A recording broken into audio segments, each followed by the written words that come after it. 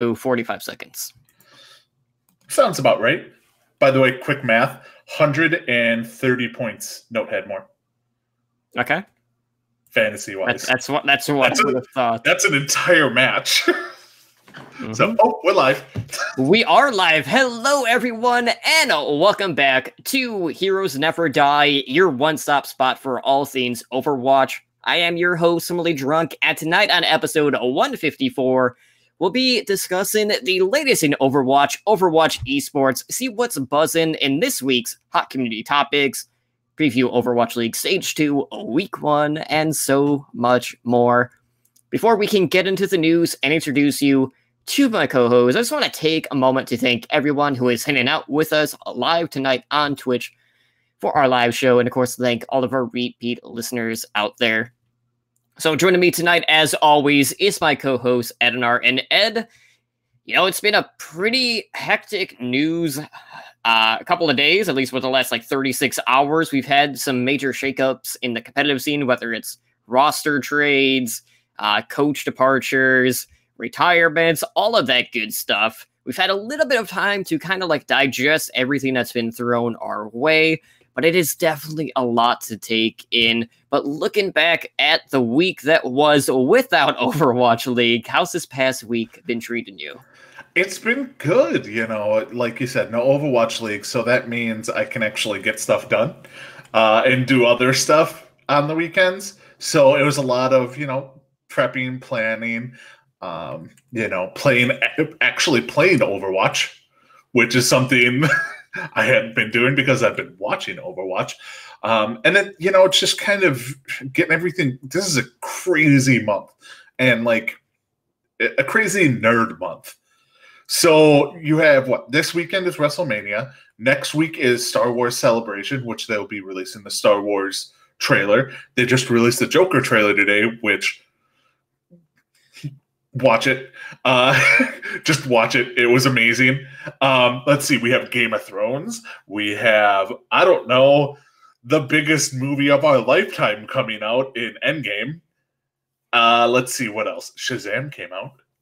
Or is coming out tomorrow. I don't know. It's a crazy month. Also, started the baseball season, which started fantasy baseball, which adds to my fantasy golf and fantasy Overwatch rosters. The Masters is coming up. Golf nerd. So yeah, it's been a pretty crazy, fun start of the month. So how's your month been? Or week been? My month has been great, seeing as it's only been a couple of days. Yeah, see, I had to do that to you. But my week's been pretty good, as you said. We've actually been playing a decent amount of Overwatch in the last week. I would say substantial, but time-wise, I wouldn't say that's necessarily the case. But compared to what we have been doing in game, it does seem like a kind of a substantial amount. I did get my Tunnelit Nana account up to 25 after all of this time, finally. So at some point, we're definitely going to have to hop on and do some of our alt competitive placements, maybe even with Julian Goulian, see how Ramses is going to fare on that front. But it's been a pretty solid week, and I'm really excited for NXT TakeOver WrestleMania this weekend. There's a lot of good stuff happening. The Joker trailer was fantastic. And yes, it is a pretty big nerd month, and we got Overwatch League back this week, so I am extra happy because we were in that dark age of 9 days without Overwatch League or just, top level competition competing, and it was just what am I supposed to do on a Thursday night? I didn't know what to do. It's I know I should have something to do tonight, but I can't really place my finger on it. Mm-hmm. And then you're like, oh yeah, I watch Overwatch League. Now I have to do something else. And you're like, well, I might as well play Overwatch. Right. Imagine that.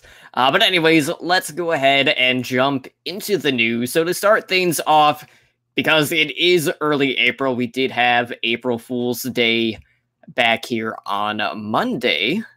And of course, the Overwatch community across the board was joining in on the festivities. So we got a bunch of debates ranging anywhere from fake Overwatch League sign-ins to fake patch notes that if you ever see like the GIFs on Overwatch, you probably have seen this content creator doing them every single time that there's a new patch update. And these one were actually, it's fairly believable, but, anything that drops on April 1st, no one was going to believe anyway. There was a really funny, like, team mashup with the Hunters and Dynasty, which I thought was really cool. But above all else, I have to say my personal favorite one was actually in Overwatch itself, and it was revolving around Reinhardt. So while playing Reinhardt, every message that players would send in chat was turned into all capital letters, and then it would add an additional Reinhardt voice line at the end of their sentence. And, this definitely enraged quite a few people. That includes XQC on one of his streams. But outside of that, there was quite a few tweets and debates that were thrown out there. Were there any other jokes for April Fool's Day that really stood out to you? Okay, Slasher. His trade alert, the Valiant have traded Custa to the Uprising for the contracts of Neko, Gamsu, and Striker. When reached for a comment, Huck replied with, "Holy crap, I can't believe that worked." That one made me laugh. Then the other one was the Pine to Shanghai. Like, Pine joins the Shanghai Dragons. And then you're like, ha ha ha, this would never happen. Then you're like, ha ha ha, that would actually be a good move and smart for all parties involved. This should probably happen. Like, he'll get more playtime. Shanghai gets, a better player. It's a win-win for everyone. So don't tweet out realistic things. The one team that I was supremely disappointed in is the Gladiators. They're usually the kings of the debate. They have been, and they did nothing. So boo on you, Gladiators. Boo on you. You could have gone so many directions, and you failed.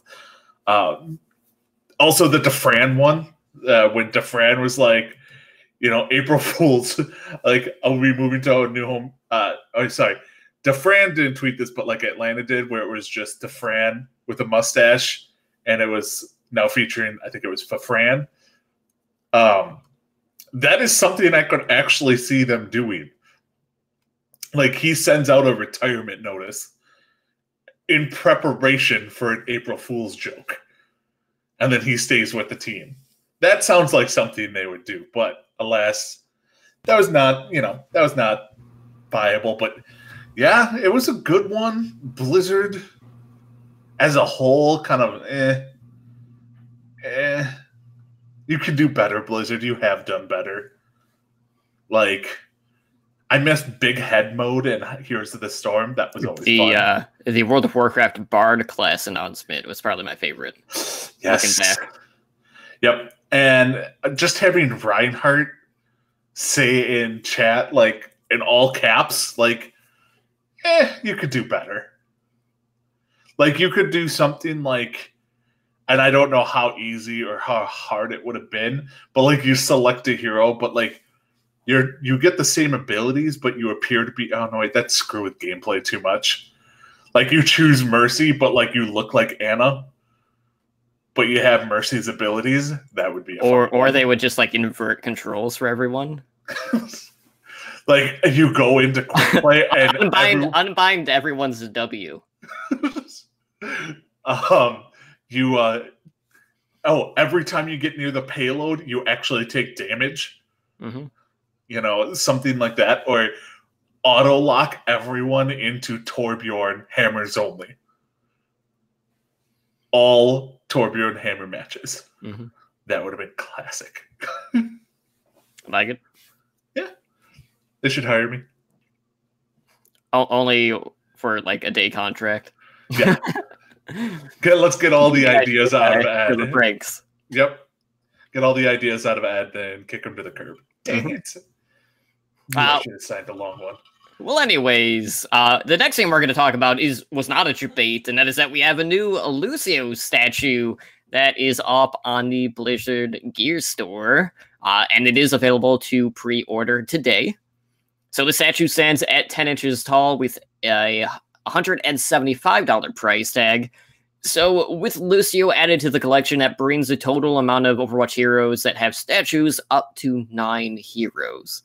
Now, this statue in particular is scheduled to ship before the end of Q3 of this year, which would put it, anywhere between July and September. So this is actually coming out pretty early in regards to like the announcement. Now, looking back, Ed, you and I kind of griped. I believe it was on the Mercy statue in particular, about how long of a wait I had to get, where I paid so far in advance that I honestly forgot that I was getting it like 8 months after the fact, right? So the timeline on this is actually pretty appropriate.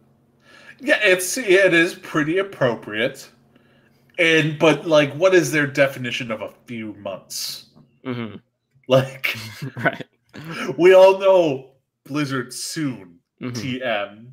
So it could be like, well, it's under 6 months, but over 5.5 months. Like, it could be anything like that. I mean, it's a cool statue. Well, I won't be doing it. Yeah. I will note, at least their math checks out, because they said Q3, and then they listed 3 months. So there is that. That is, factually correct. Factually, you are correct. So yeah, it's interesting, but we've come to expect it. It's another way to earn a little bit extra money. I mean, $175 for a Lucio statue, to me, is just insane. Especially when he can't drop the beat. Right? Yeah, I mean, car payment, Lucio statue. I don't know what I'm going to do. To each their own. But, I mean, it's a cool looking statue. I wish they would release how many of these they actually sell. I mean, that's not how they're ever going to do it. The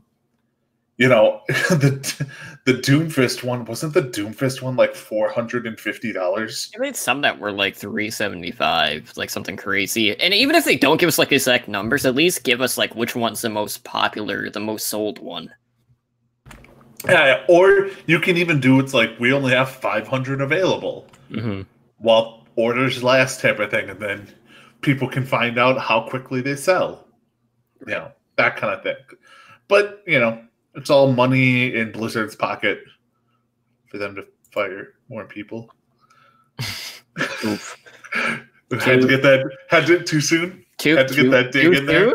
Too soon.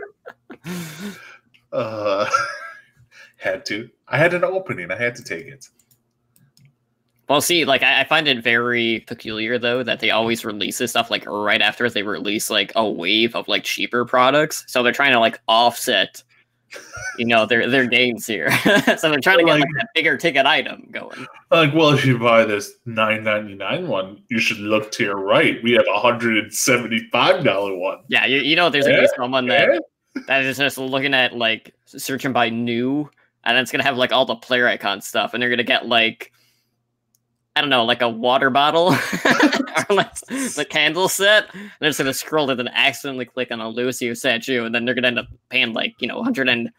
Mm-hmm. And God forbid you live in EU.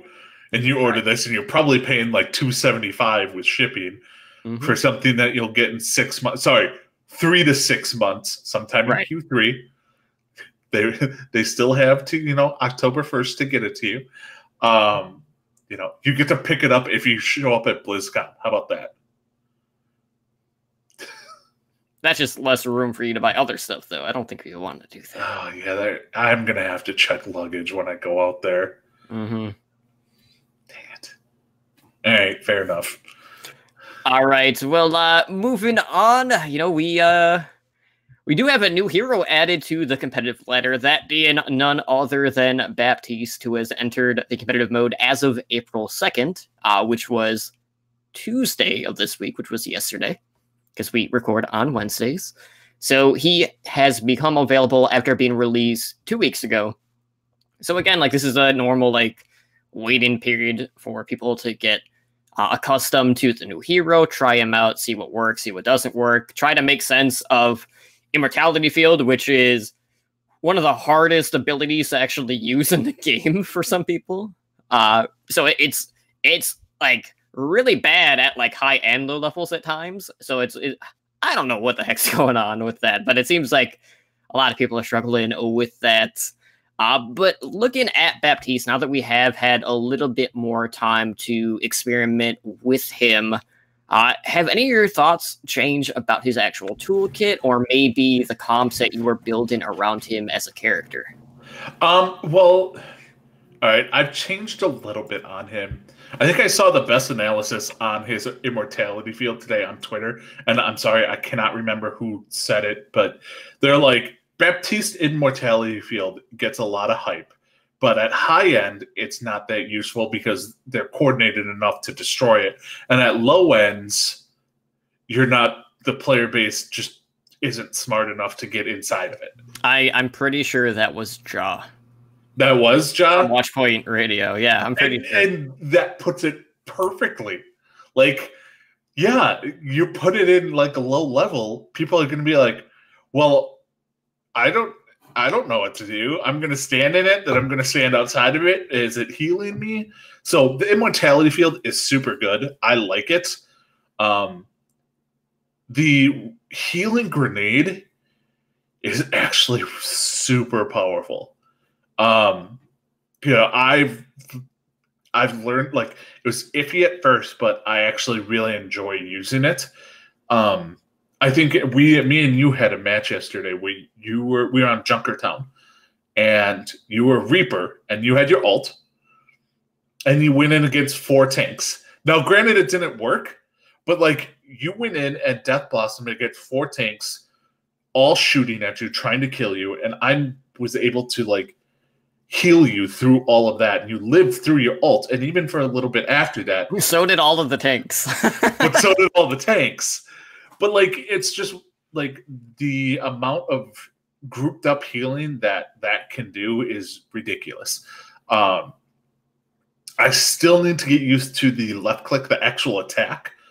That's just something that I'm not. It's to me, that's one of the least important parts of her kit, or his kits. Dang it! I did it again. Drink.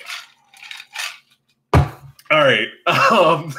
I'm drinking to my own drinking game. Damn it. But like, when you look at it, his kit, you have the immortality field, which is vital.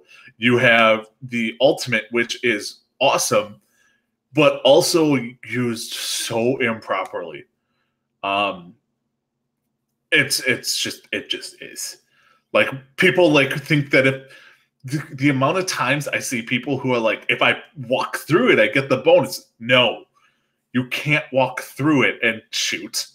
You have to stay behind it and shoot through it. It's not like it creates like a powered level up star from Mario World.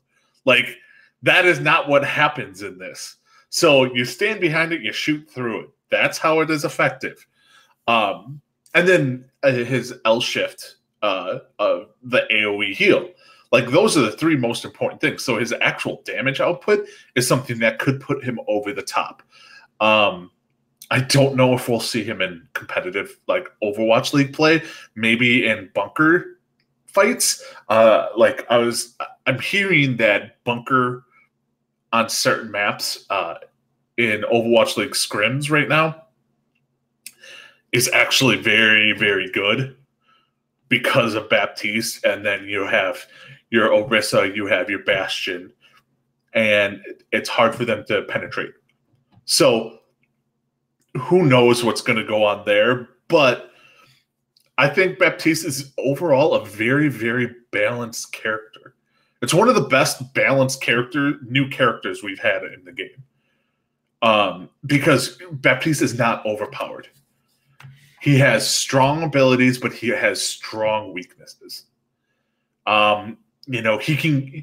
He's bad at getting away.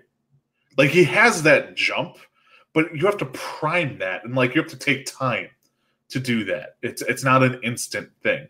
So like, getting away from people is not his specialty, but he pumps out heavy damage. He pumps out decent damage, pumps out heavy heals, and has the immortality field. So I'm very interested to see more Baptiste and who's will actually be playing Baptiste, whether it's going to be, you know, a DPS that flexes onto Baptiste or the flex support that's going to go onto Baptiste. Like, I feel like Jonak could really be good on Baptiste because, well, his aim is pretty good, as we've come to realize. So I don't know. What are your thoughts, Ben, on Baptiste? I feel like a lot of his kit still is just so dependent on positioning, but I will say Orisa Baptiste has been really amazing as either one of those characters. Like, you definitely feel that extra firepower that you get as Orisa. And I will say, like, Baptiste's overall damage is a lot higher than a lot of people might actually realize. He does have a lot of like finalized kill potential just due to the potency of the burst damage that he does provide. And, you know, I've seen like a few people like primarily just using the left shift as their primarily just as a self heal, like as a last sustain for themselves, and using it less as just an AoE heal for the group. But I've gotten a lot more used to his alternate fire with the lob grenade heals, however, whatever the heck they call them. But the Orisa Baptiste has definitely been my favorite so far. That being said, I too have been struggling a little bit just with the burst fire, really across the board. But I will note that, you know, as arcade arcade aficionados, you know, we're always into random heroes. So whenever we get or go up against double Baptiste, good luck. Game over. Game over. If you go into double Baptiste, you're done for. Because one, you either get double immortality fields, and then everyone's just like, well, just shoot the field's forehead. That's not the problem. The problem is just the amount of sustain they have, because they can just keep right-clicking themselves into like infinity for that matter, you know? It's too much to overcome. And then on top of that, most times we've seen that they also have a mercy, so God forbid you actually kill someone, then it gets a rest off. And it's a feels bad, man. But you know what we can do? We definitely help people out here because we actually do have a crash course up on our YouTube, which I do want to pull up on stream to get everyone competitive ready with Baptiste. So you and I are going to step away for just a few minutes. We're going to run this YouTube video, and we will see you guys back momentarily. Let me just pull this up real quick. All right, we'll see how well this works. Hopefully it doesn't lag too much.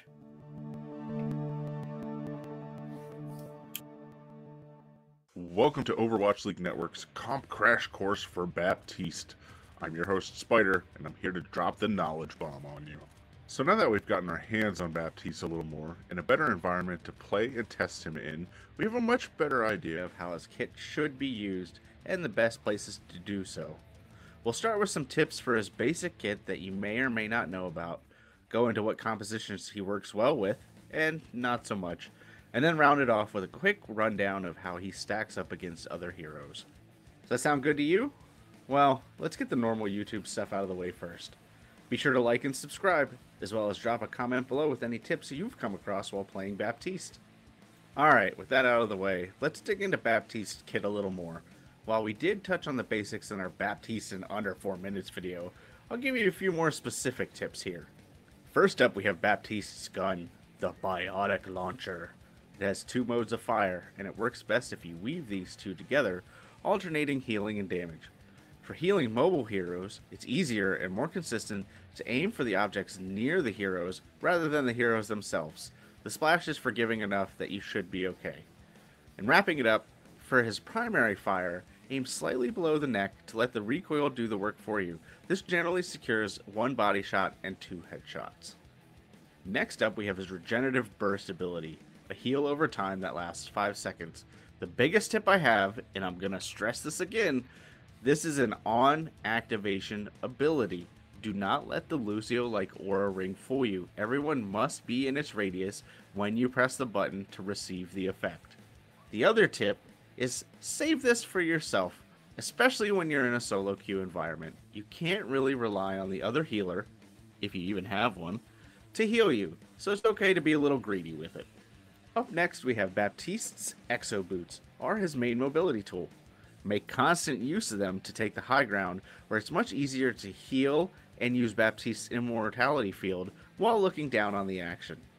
You can also use the boots to avoid key abilities if you see them coming, like Doomfist Punch, Reinhardt's Charge, and Earth Shatter, and so on.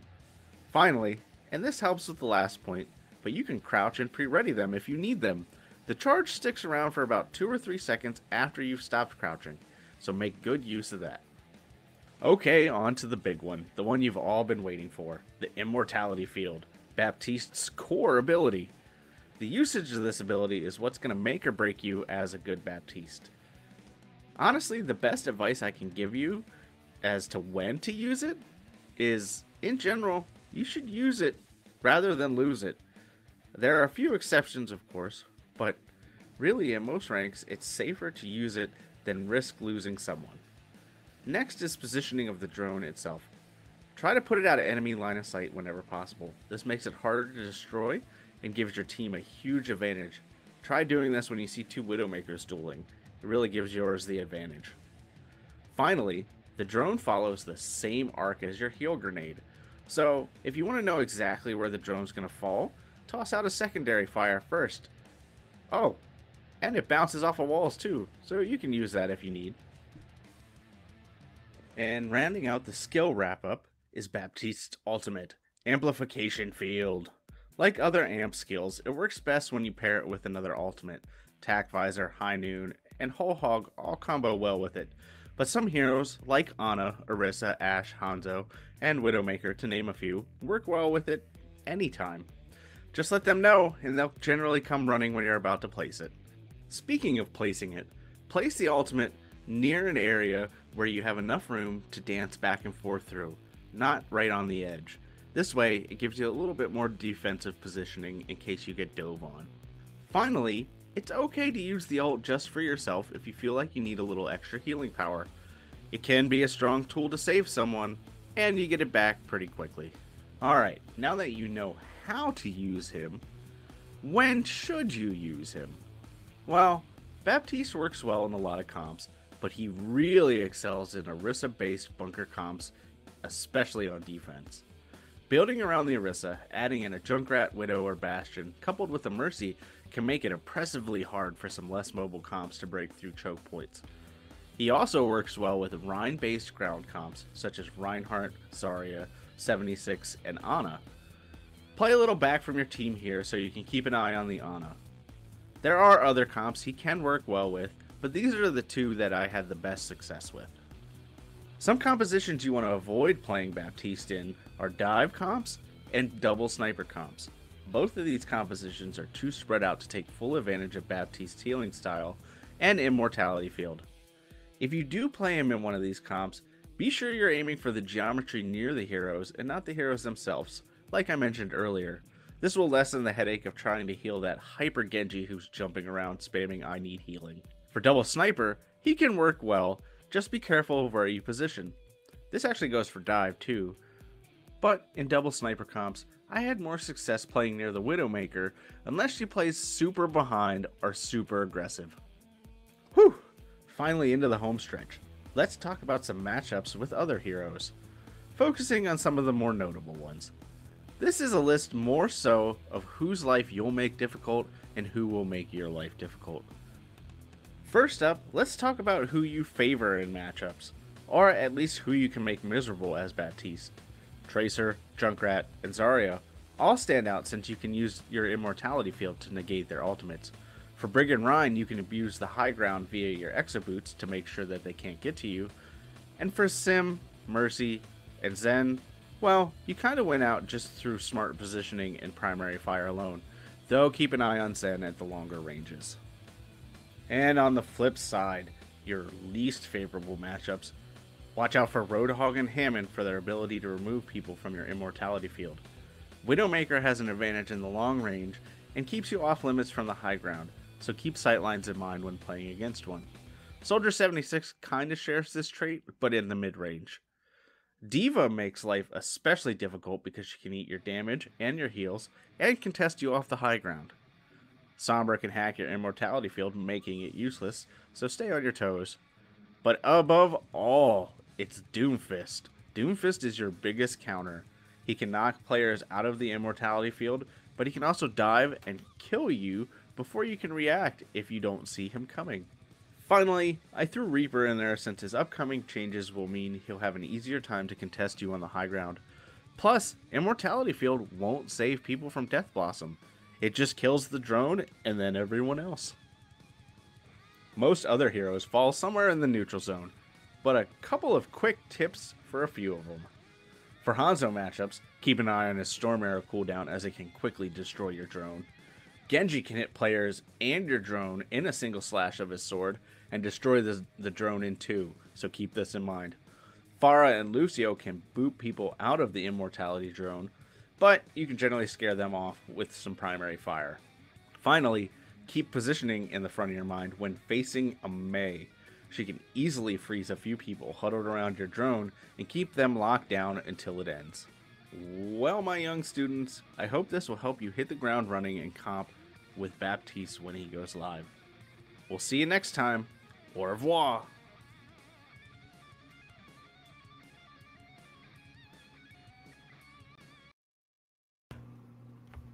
All right, let's drop that really quick.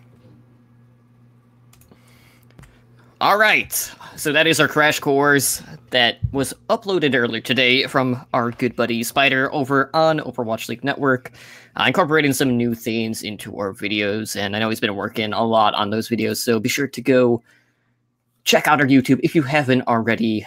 But yeah, definitely appreciate everyone for sticking with us through that, and hopefully that gives you a good idea of what to expect as a Baptiste player or how to play against him in some instances. But let's go ahead, Ed, and jump into this week's hot community topics. And really, where else can we look than the slew of changes that we saw on, Black Tuesday and Wednesday, with the amount of releases, trades, roster shifts, however way you want to describe it. There was a lot of movement, a lot of shakeups that we need to jump right into.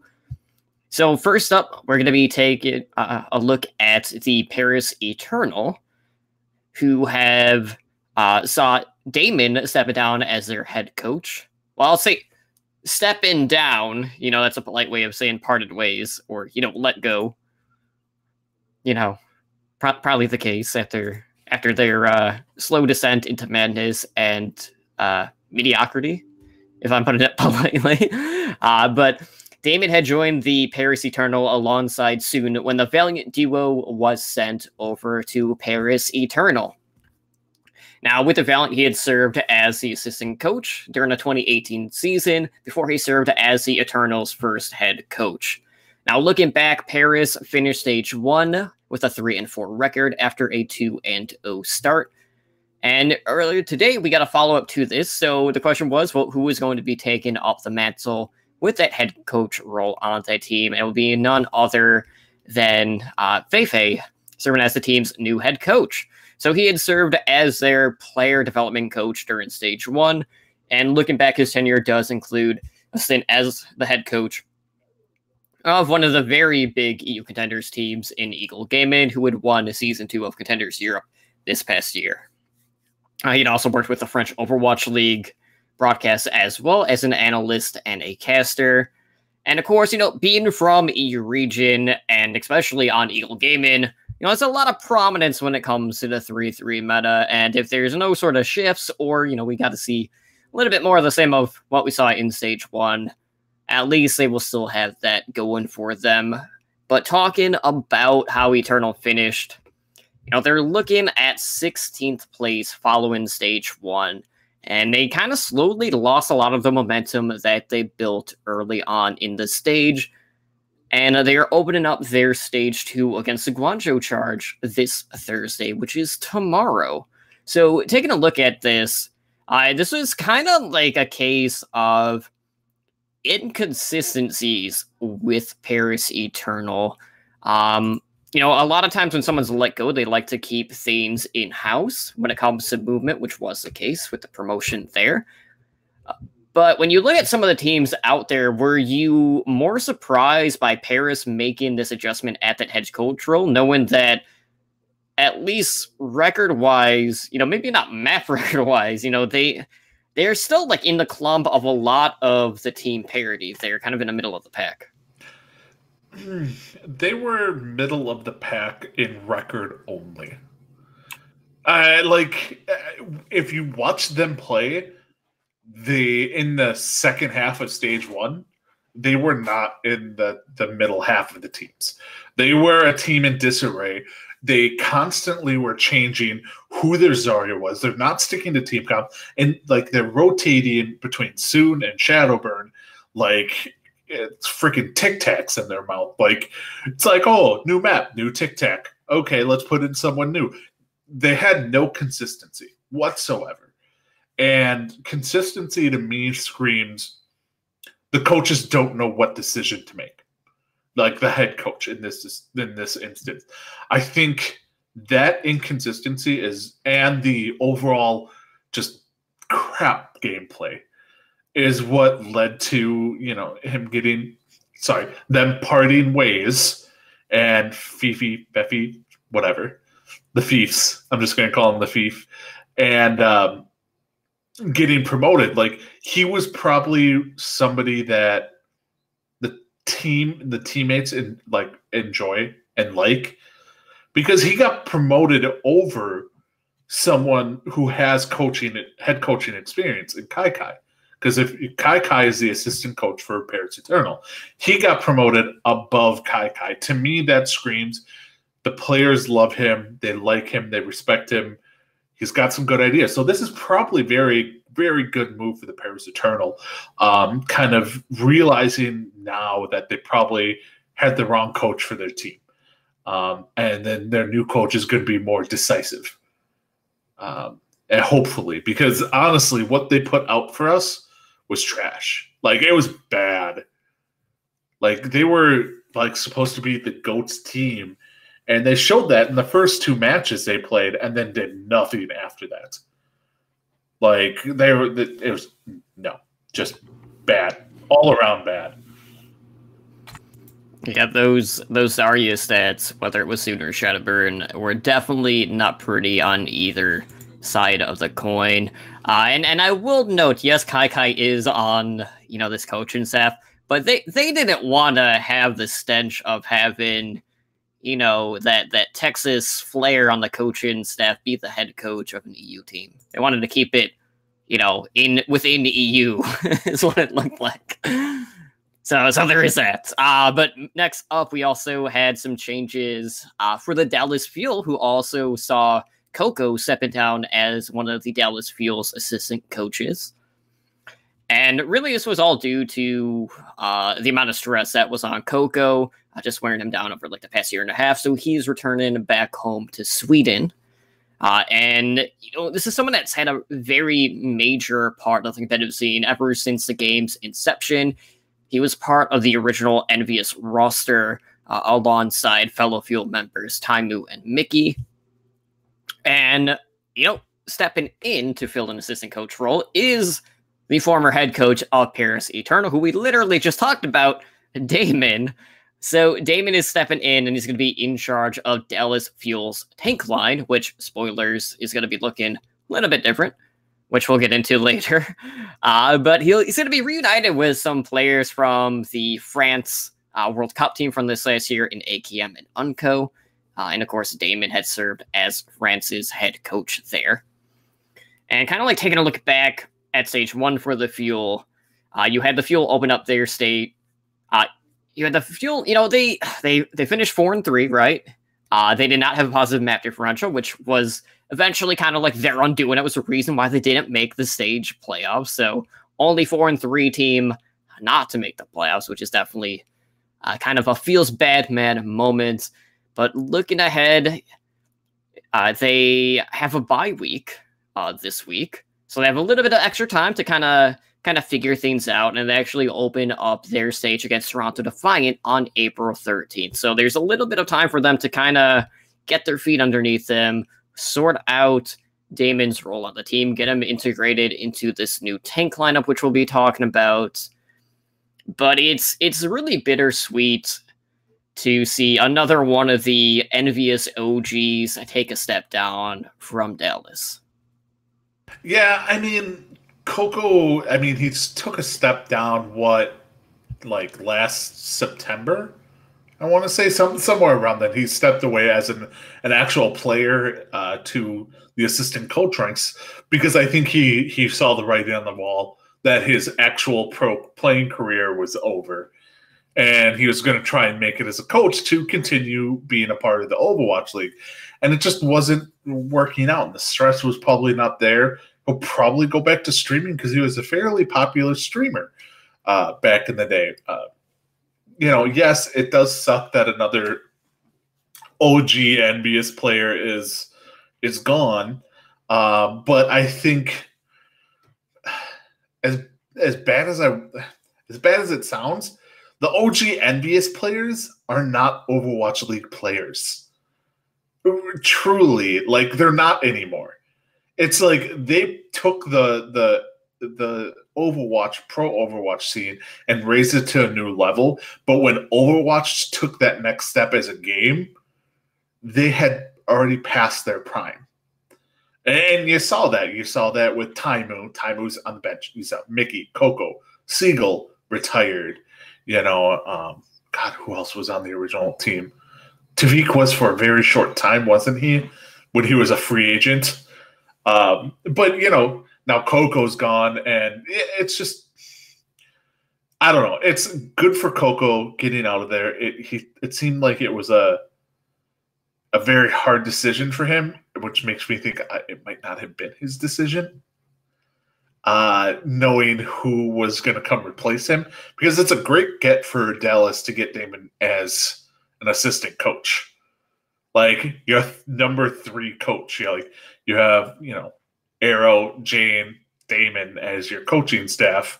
They probably have others there, but that's one heck of a coaching staff. So, Dallas is making some good moves. It hurts to say that. Well, I know there is one particular Dallas Fuel fan in our network that might not agree with you based off of yesterday. He is so bitter. But you and I will kind of get into that trade in just a little bit. Well, speaking of coaching changes, we also had 2 other teams releasing some coaches as well. So first up, after their rough start to their season, we have the Washington Justice releasing one of their coaches in Abasil, who was a former coach for NA Contenders team Sky Foxes, and before that, he had coached for our boys over in last night's Leftovers back, when LNL was still a thing. So Justice, not the best start, 1-6. They were 19th in the Overwatch League standings after stage 1. I know they acquired Arc not too long ago for the New York Excelsior, which was a huge get for them. So we'll see what he's going to bring to the table. And really, when you look at Justice, the brains are going to be behind Wizard Yawn and Avala. So I don't think releasing Abasil is going to be a very big blow to this team. It might have just been a situation where there were just too many cooks in the kitchen and they're just looking to help tighten things up for the Justice.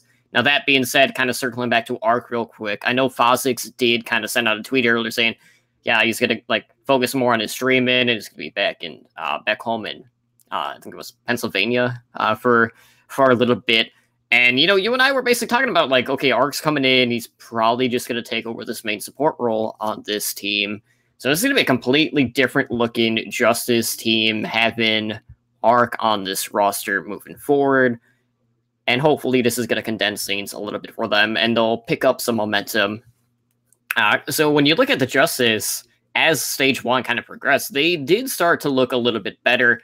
That being said, though, it's kind of not really saying much just based off of the team fight win percentages or how often they were engaging, which was by far the least amount in the league. And it's definitely been a rough go. And then on the other side, kind of on the opposite end of the spectrum, you had the Toronto Defiant, who actually had a pretty good stage 1. They finished 5-2, and they parted ways with their strategic coach, Don, ahead of stage 2. Now, as I mentioned, Defiant finished 5-2. They made the stage playoffs, saw an early exit because they lost to the San Francisco Shock in the quarterfinals. And of course, they got swept pretty convincingly, mind you. And this is someone that has been around the coaching scene since early 2017. He had worked as a coach for Immortals, who would later, turn into the LA Valiant when the Overwatch League started. So, looking at both of these, do you think one of these is a bigger blow to their respective teams? I think Don for Toronto is probably the bigger blow because he actually had the pro Overwatch League coaching experience because he did coach the Valiant for a little while. Neither one of these I think is going to be a giant blow to either team, and more than likely, both these coaches left because they have other opportunities coming at them, whether it's in Overwatch or not, but they probably have other coaching experience. Because I know Don went from Overwatch to PUBG back to Overwatch. So, they can go to other esports and coach teams that way. So they might have gotten, head coaching positions or something like that, and it's just not announced yet. But I don't think either one of these moves is that big for the team. Because they're not the head coach, and for the Justice, he's not even the number 2 guy. He's just he's the third string coach. Probably had some say, but he didn't have that overall huge of an effect. So, I mean, obviously, since they only, they finished 19th. Just say it. But, I mean, good for them. If they're going to move on to bigger, better things, because I think they both probably could. They both have the experience to do so. When, what's his name? Obercell. He used to be the head coach for LNL. I believe he used to be head coach for LNL. So he knows how to coach sugar-free. And if you can coach sugar-free, you can coach anyone. And I am sticking by that.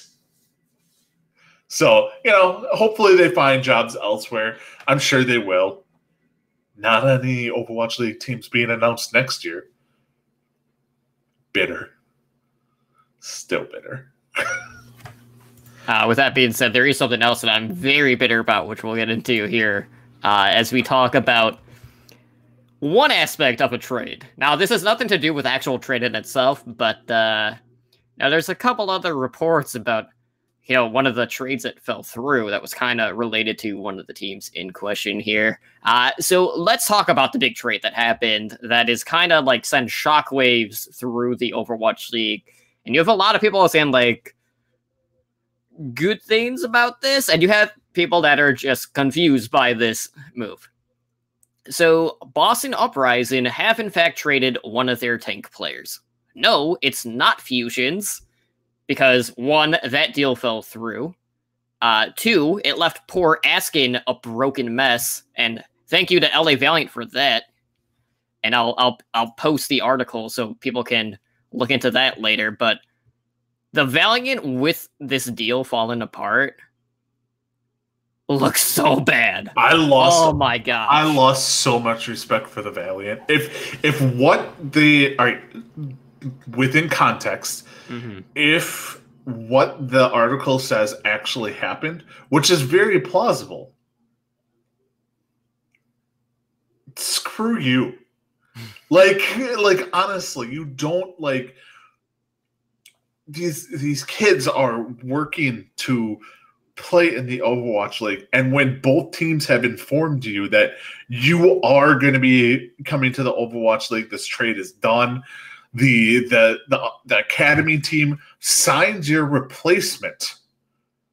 Goes as far to sign a player to replace you. That is how certain this trade is. And to be you know what? No, we're going to pull out of this at the last second for no real reason. other than they probably just got cold feet. Like, there's no indication given on why the Valiant really pulled out of this trade. So, and the trade we're talking about, it was Fusions and asking from Uprising Academy for Fate and Kuki. No, it was KSF. It was KSF? Okay. Mm-hmm. I thought the article said it was Kuki, but for KSF.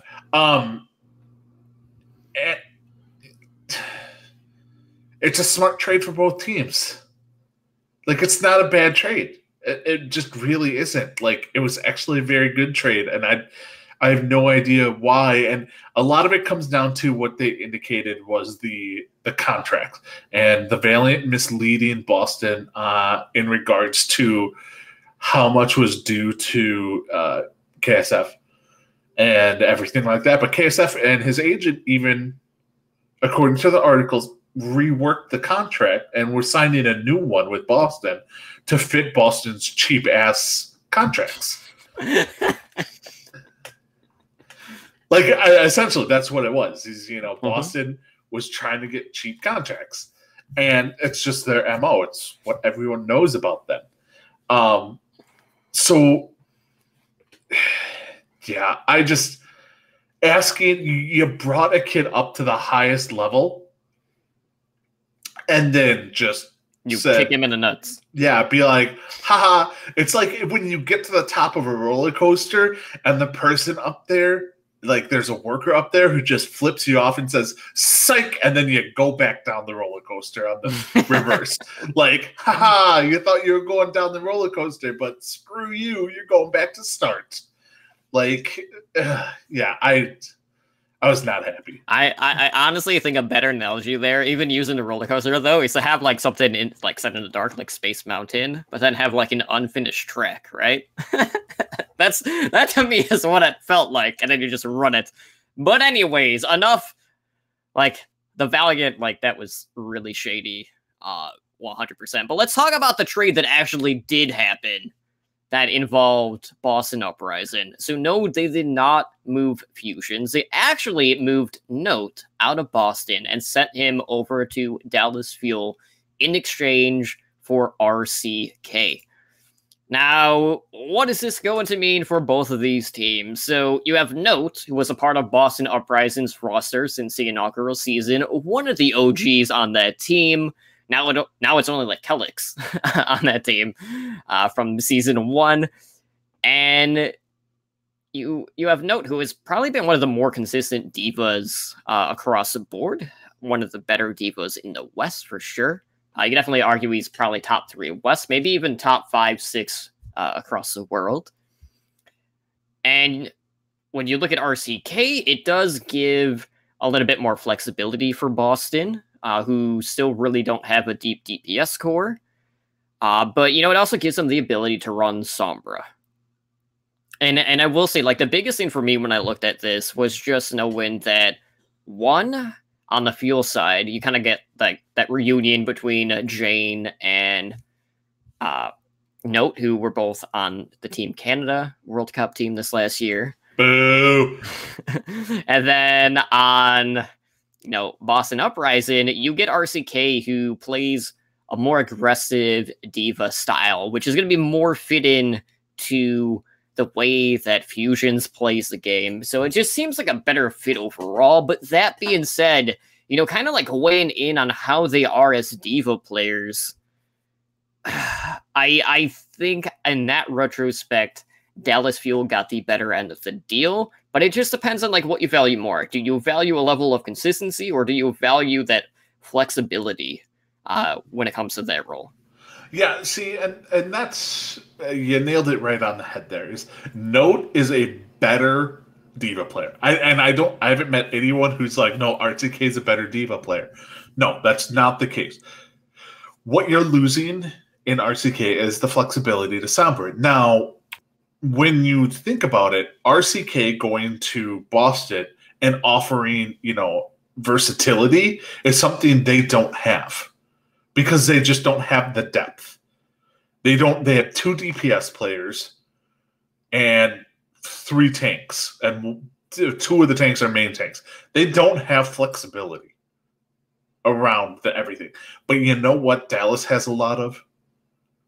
Dallas has a lot of flexibility. They do. With Effect, AKM, Zachary on DPS, you have flexibility between them, which is something Boston didn't have. So if Sombra Goats becomes a thing, you throw in, AKM or Zachary on Sombra and bring someone else in and not play Note. Okay, you're getting your Sombra play in. Now, we're comparing a Sombra Diva player to a Diva player. Like, think about that. Like, you're comparing these two players as off tanks and being like, well, this person's DPS is better on DPS heroes. But they're not DPS players. They're off tanks. Like, actual DPS players are going to play better Sombra than the off tank switching off Diva to go play Sombra. It's going to happen. I think, what was it? Is Dante is like one of the best Sombras we've seen in the Overwatch League. He didn't play any Sombra really, but, who knows? And if Goats is not a thing or Sombra is not a thing, Dallas killed this trade. Like, it killed it. If Diva becomes mandatory like Diva has been for basically every meta since the game started, then Dallas wins. Plain and simple. They got the better Diva player, and they still keep their flexibility because of AKM Effect and Zachary. So I think Dallas just destroyed them on this trade. I think Boston still has some signings to come, but who really knows with Boston? Like, who can they get on the cheap? I think I saw a meme on Twitter today. It's like, Boston Uprising organization just touched down in Antarctica to find the new Overwatch League player. Like, but it's so true. It is so true. It's actually a penguin. Yes, they signed up a penguin. They're just waiting for visa issues. Toronto Defiant signed, what was it, a duck? A duck. Yep. Yeah. So Boston Uprising has to go out and sign a penguin. That's what it is. Uh-huh. No, I think this was a great trade. It was actually a great trade for both teams. I just think Dallas came out ahead. And people who are like, well, Sombra Goats. Was Sombra Goats in the finals? No. That's because those teams didn't have to rely on it because they were really good at 3-3. And by the way, like, I know I mentioned this on OWL Button Numbers last night, but as soon as I saw this, I was like, okay, well, what did Boston really struggle with? Oh, yeah, facing Sombra Goats. Okay, so, let's just go out and sign someone that's better at, Sombra than Diva. If you can't beat them, join them. Right. But, like, Sombra Goats is not going to win you stage 2 because Sombra Goats didn't win stage 1. Mm-hmm. Like, Goats won stage 1. And I don't see Sombra Goats all of a sudden being like, we are the preferred form of Goats. I just don't see it. It's a way to win some games, but both Boston and Dallas were fighting for the 8th spot, really. Right. So it's, I think a good change of scenery and a nice little, I think it's going to give Dallas a little bit of a oomph.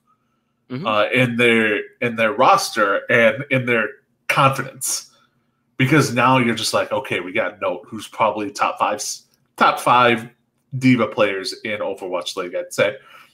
And you got OGE, who is a good main tank, but had a bad supporting cast as far as like his off tank.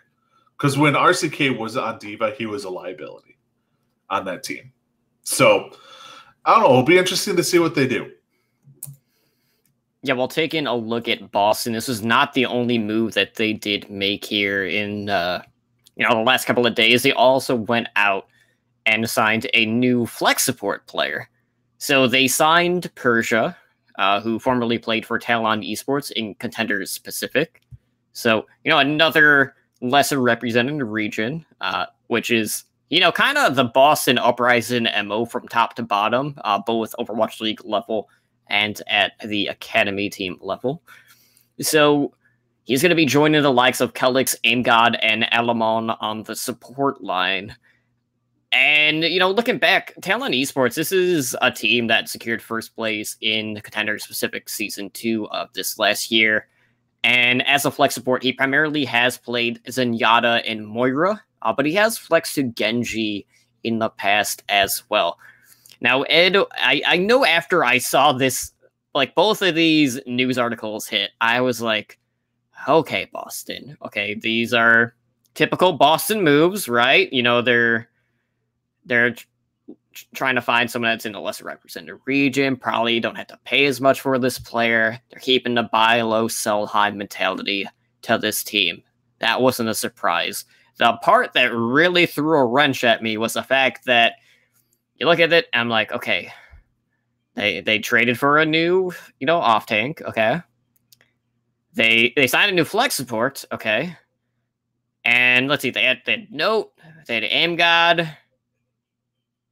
I don't see what the issue was at that role. So it's just like you look at Boston, and the glaring problem with Boston right now was their flexibility and not having.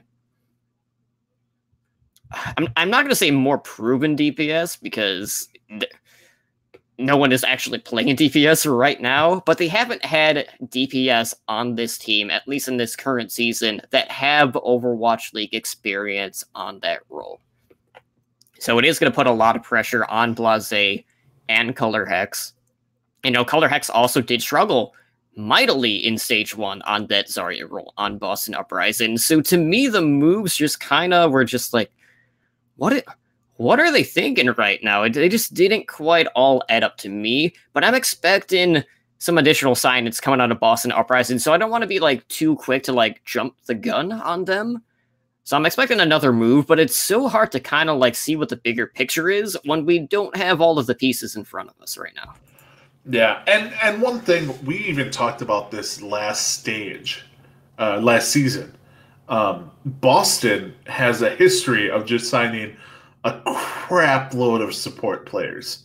Because at one point we were talking okay, if anyone's ready for a 5 support meta, it's the Boston Uprising. And it was true, because they had you might see quad support with Baptiste. There you go. See, you might see quad support. This may be a 9,000 IQ signing. We don't know, but more than likely, it's like, hey, AimGod's probably up for a raise. Let's trade him. Because that's Boston's MO. I don't know. I think they're probably going to stick with GOATs. And if they do plan on sticking with GOATs for this meta, for Stage 2, there is no need to sign a DPS player. They could maybe upgrade from Color Hex on the Zarya, but you don't need another DPS player on that roster right now. So who really knows what's going to happen? But if they, one of the big characters that could be buffed is Doomfist, and Blase's Doomfist is probably one of the best in the league. And Blase is I had still kind of do, but a little bit of a man crush on Blase coming into this season, and really talked him up. So I think he's really gonna probably step it up this stage. But you just don't know with them. They talked about trading away fusions. Okay, so you get another tank in here. Do they talk soon about getting rid of Kelix or AimGod or whoever they feel they can get good return on? So I don't know what's going to happen with Boston, but they're definitely the most active team in Overwatch when it comes to signing and getting rid of players. That's for sure. If they would have had their original roster, they probably would be a top 5 team right now. Because, I mean, you think about who they got rid of. Man, they got rid of a lot of players. So, I don't know. That will be interesting to see. But Boston did the most impactful moves this offseason between stage 1 and 2. So with that in mind, Boston, I mean, Huck, I know you're listening. Just sell Ahmad, right? Send them to Washington. They're gonna work some more money into their budget, and then maybe Washington can walk away with a 3-4 record. Here's the thing about Washington is their flex support is not trash. He's not bad, but he's not aim god. He's not aim god, but like if you're looking at the 2 strongest positions now for the Washington Justice, it's main support and flex support. Mm-hmm. So yeah, no, if you're going after anything, Keto can flex back to DPS too. Keep that in mind. If you're going for anything, you're going after fusion. If you're the Washington Justice, they can't, because that would just disrupt the Giannis and Wizard Yon. Oh, fine. That's what it is. I guarantee you that would never happen, just based off of that. But anyways, we do have some other movement news that we do need to talk about. So let's talk about the Toronto Defiant, who had one of their players retire. Now, this is one of 2 player retirements here in the last week. So looking at Toronto Defiant, they had their DPS player, aka Brigida Jailed, Stellar, announcing his retirement from professional Overwatch play a day before the start of Stage 2. AKA that news dropped today, as of this recording.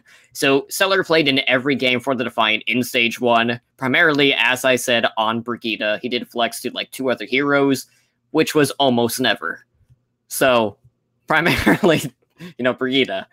So this move does mean that the Defiant are down to 2 remaining DPS players on their roster. So you have Ivy, who had been playing their their Zarya.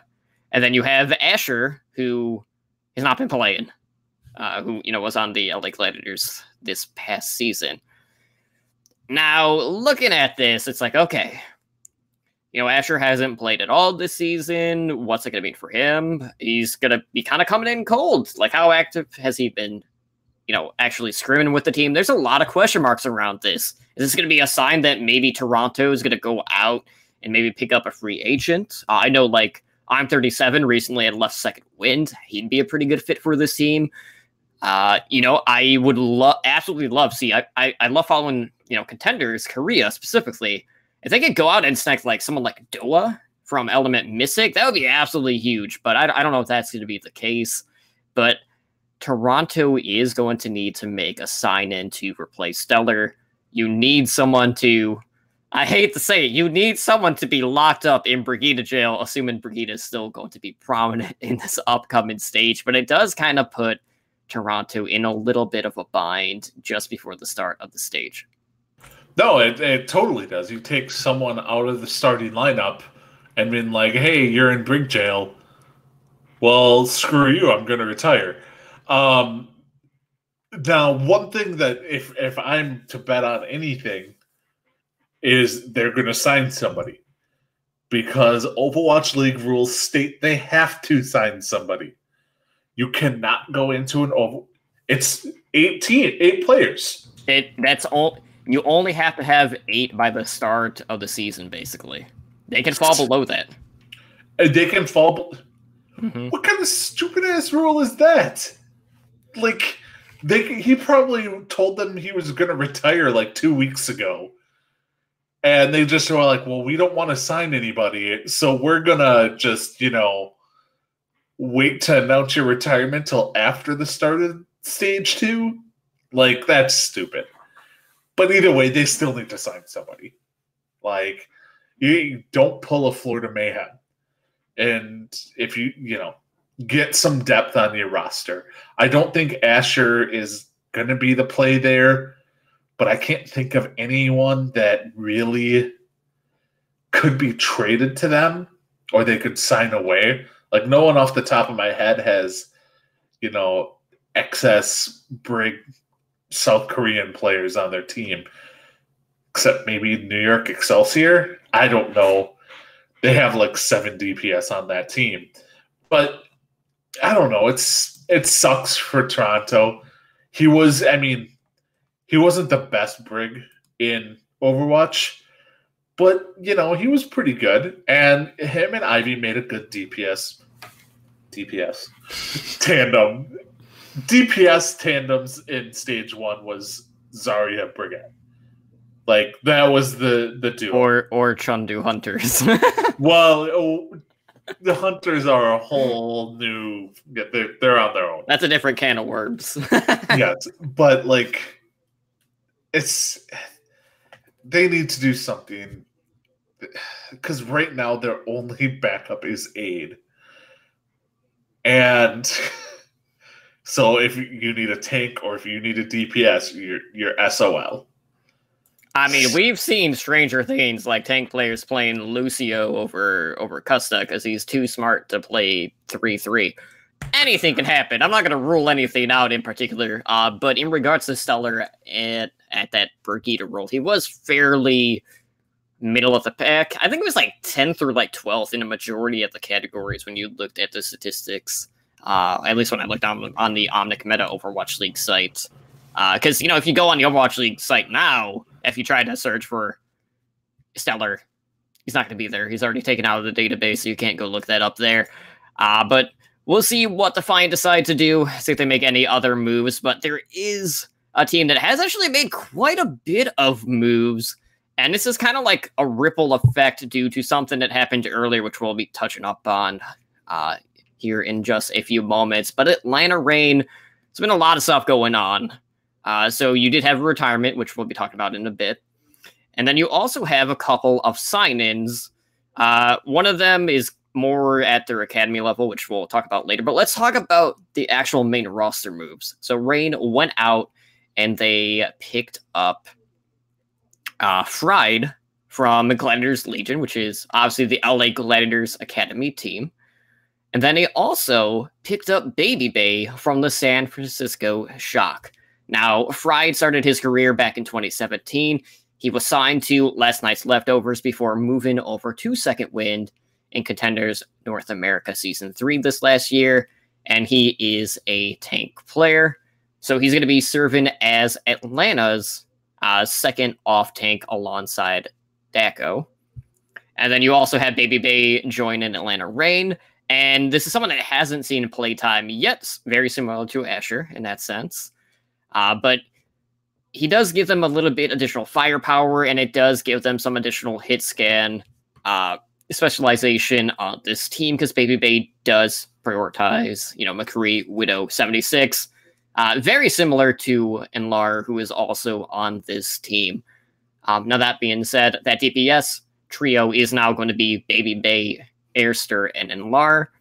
And Atlanta's going to be open up their second stage against the Boston Uprising. So you got these two teams that have new components going at it to open up this stage. And I think you and I are in the same boat when it comes to Fried. Like, we're not expecting him to start over Daco. But I want to get your thoughts on the Baby Bay sign-in, because looking back, at Season 1, and there were some really stellar moments for Baby Bay on hit scan, and then there were other times where he was just kind of there. There were some inconsistency issues, and with him not having played on stage for such a long time, do you feel like it's too much of a risk to throw him out there with a bulk of the play time, right out of the gate? I mean, right out of the gate, no, I don't think it's smart to throw him out there. Even a few weeks in, I don't think it's smart to throw him out there, and I don't think they will. I think it's going to be closer to a 50-50 split between him and Lair. Like, they're going to be map-dependent players. What hero works best on the team for that map, which is perfectly fine. Like, I mean, Enlair is more known for, correct me if I'm wrong, more known for his Tracer. And then Baby Bay has been known to be one of the best Pharahs. Like, those are two different heroes that can affect the map in two completely different ways. So, maybe you want to bring in Enlair for this map and then Baby Bay for next map. We don't know how they're going to do it. If I was to guess, though, I'd say just from a team chemistry standpoint, Baby Bay does not get the starting spot over Enlair. Just because he did come up with a couple of these guys. I think he came up with Gator and Dogman because he was part of the original L&L crew. So, he's kind of got that history and that play style with the team. So I think they might give him the edge a little bit, but we'll see. I mean, how do you replace DeFran? As annoying as some people found him, he was the best player on that entire team. And it's going to be impossible to replace him. Yeah, and we'll talk about why DeFran isn't playing with the Reign here in just a little bit. So with that being said, that was basically the bulk of the roster shifts, coaching changes that we saw here in the last 2 days. So let's go ahead and jump into the other half of our Overwatch League talk. And let's talk about the TV ratings that we finally got in for the Overwatch League Stage 1 playoffs. So, we had a little bit of a wait. You and I were checking pretty much what seemed like every day. And I know initially they were only showing the primetime numbers. And we're like, okay, when's this stuff coming out? It was a long wait, and we do have the numbers finally. So it's important to note, Overwatch League was going up against March Madness. It's a pretty prominent feature on television, on, basic cable throughout March. And according to Nielsen, Overwatch League pulled in 306,000 viewers on Saturday for the first semifinals. That was the Titans Dynasty game, which went in favor of the Titans. Obviously, yes, they did walk away as the Stage 1 champions. And then for the Stage Finals, we saw viewership of 367,000. So when you look at the average minute audience, that was at 607,000 during the Stage Finals across all of the platforms. So that includes Twitch, ESPN, ABC broadcasts, and a bulk of those, 390,000, were based in the US, which was an increase from 289,000 per minute viewers from the US during the grand finals this last year. So that's a very good sign. So the other key theme here is the fact that, on Sunday, during the stage finals, there was a little bit of a broadcast interruption due to some politics. So you definitely saw a bit of a numbers drop there just due to that, just because maybe some people didn't quite know where to go from there, whether it was on Twitch, ESPN, or what have you. So I have to say, I wasn't expecting astronomical numbers by any means. I was keeping my expectations pretty moderate / realistic, just because, yes, it was on a bigger network as opposed to what we've seen in the past. But this time of the year, a lot of people are just drawn towards March Madness. It's pulling in hundreds of thousands of viewers. It's on multiple channels. They usually have anywhere from 4 to 6 games going on at any one time during those opening weeks. So I have to say I was pretty satisfied with the numbers, and to see the growth that we saw compared to the grand finals, as well as having the key demos having very solid numbers, is a very positive sign. And of course, we'll have continued coverage on ABC for the Stage 2 semis and finals, as well as the All-Star game. But looking at these numbers, Ed, I want to get what your initial impressions were, and maybe what you would kind of expected going in. What are you thinking that Overwatch League would pull? All right, so I'm going to be the negative Nancy in this. I expected higher numbers, even with the March Madness going on. And the reason being is, yes, we saw growth over the grand finals of last year of about 70,000 viewers on Sunday.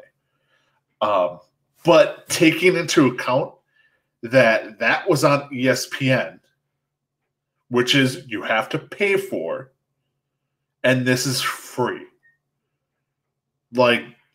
that difference is massive. Like you're going from imagine how many more viewers Game of Thrones would get if it was on Fox.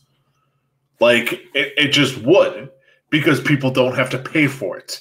So I was expecting a little bit higher. I was expecting more in the 450 to 500,000 range. Now, a lot can be said. March Madness could have had a huge effect on this, more than I think so. But I was expecting more. The numbers are still good overall. I guess my hopes were just higher, that it would be up there. Now we'll know for sure in stage 2 for the stage 2 finals, because there's going to be no March Madness for us to compete against. So you're going to get more realistic numbers. And if those realistic numbers in stage 2 come in at the same as stage 1, I think that would have to be a disappointment then. But it's a great stepping start. Like, from ABC's perspective, this is probably a win for them. Like, because honestly, how much did ABC have to actually do? Nothing. Like, ABC had to do nothing, because they just had to interrupt. Yeah, exactly. Like, they had nothing to do with the production, because Overwatch was using the same production that they always have been. And ABC just had to let them on the ABC airwaves. That's all they had to do. So this is a win for them, when they don't really care what goes on, because you're competing against March Madness and you're going to lose no matter what. Unfortunate that like 45 minutes of it were lost to the news. Rather important news, but still bad timing.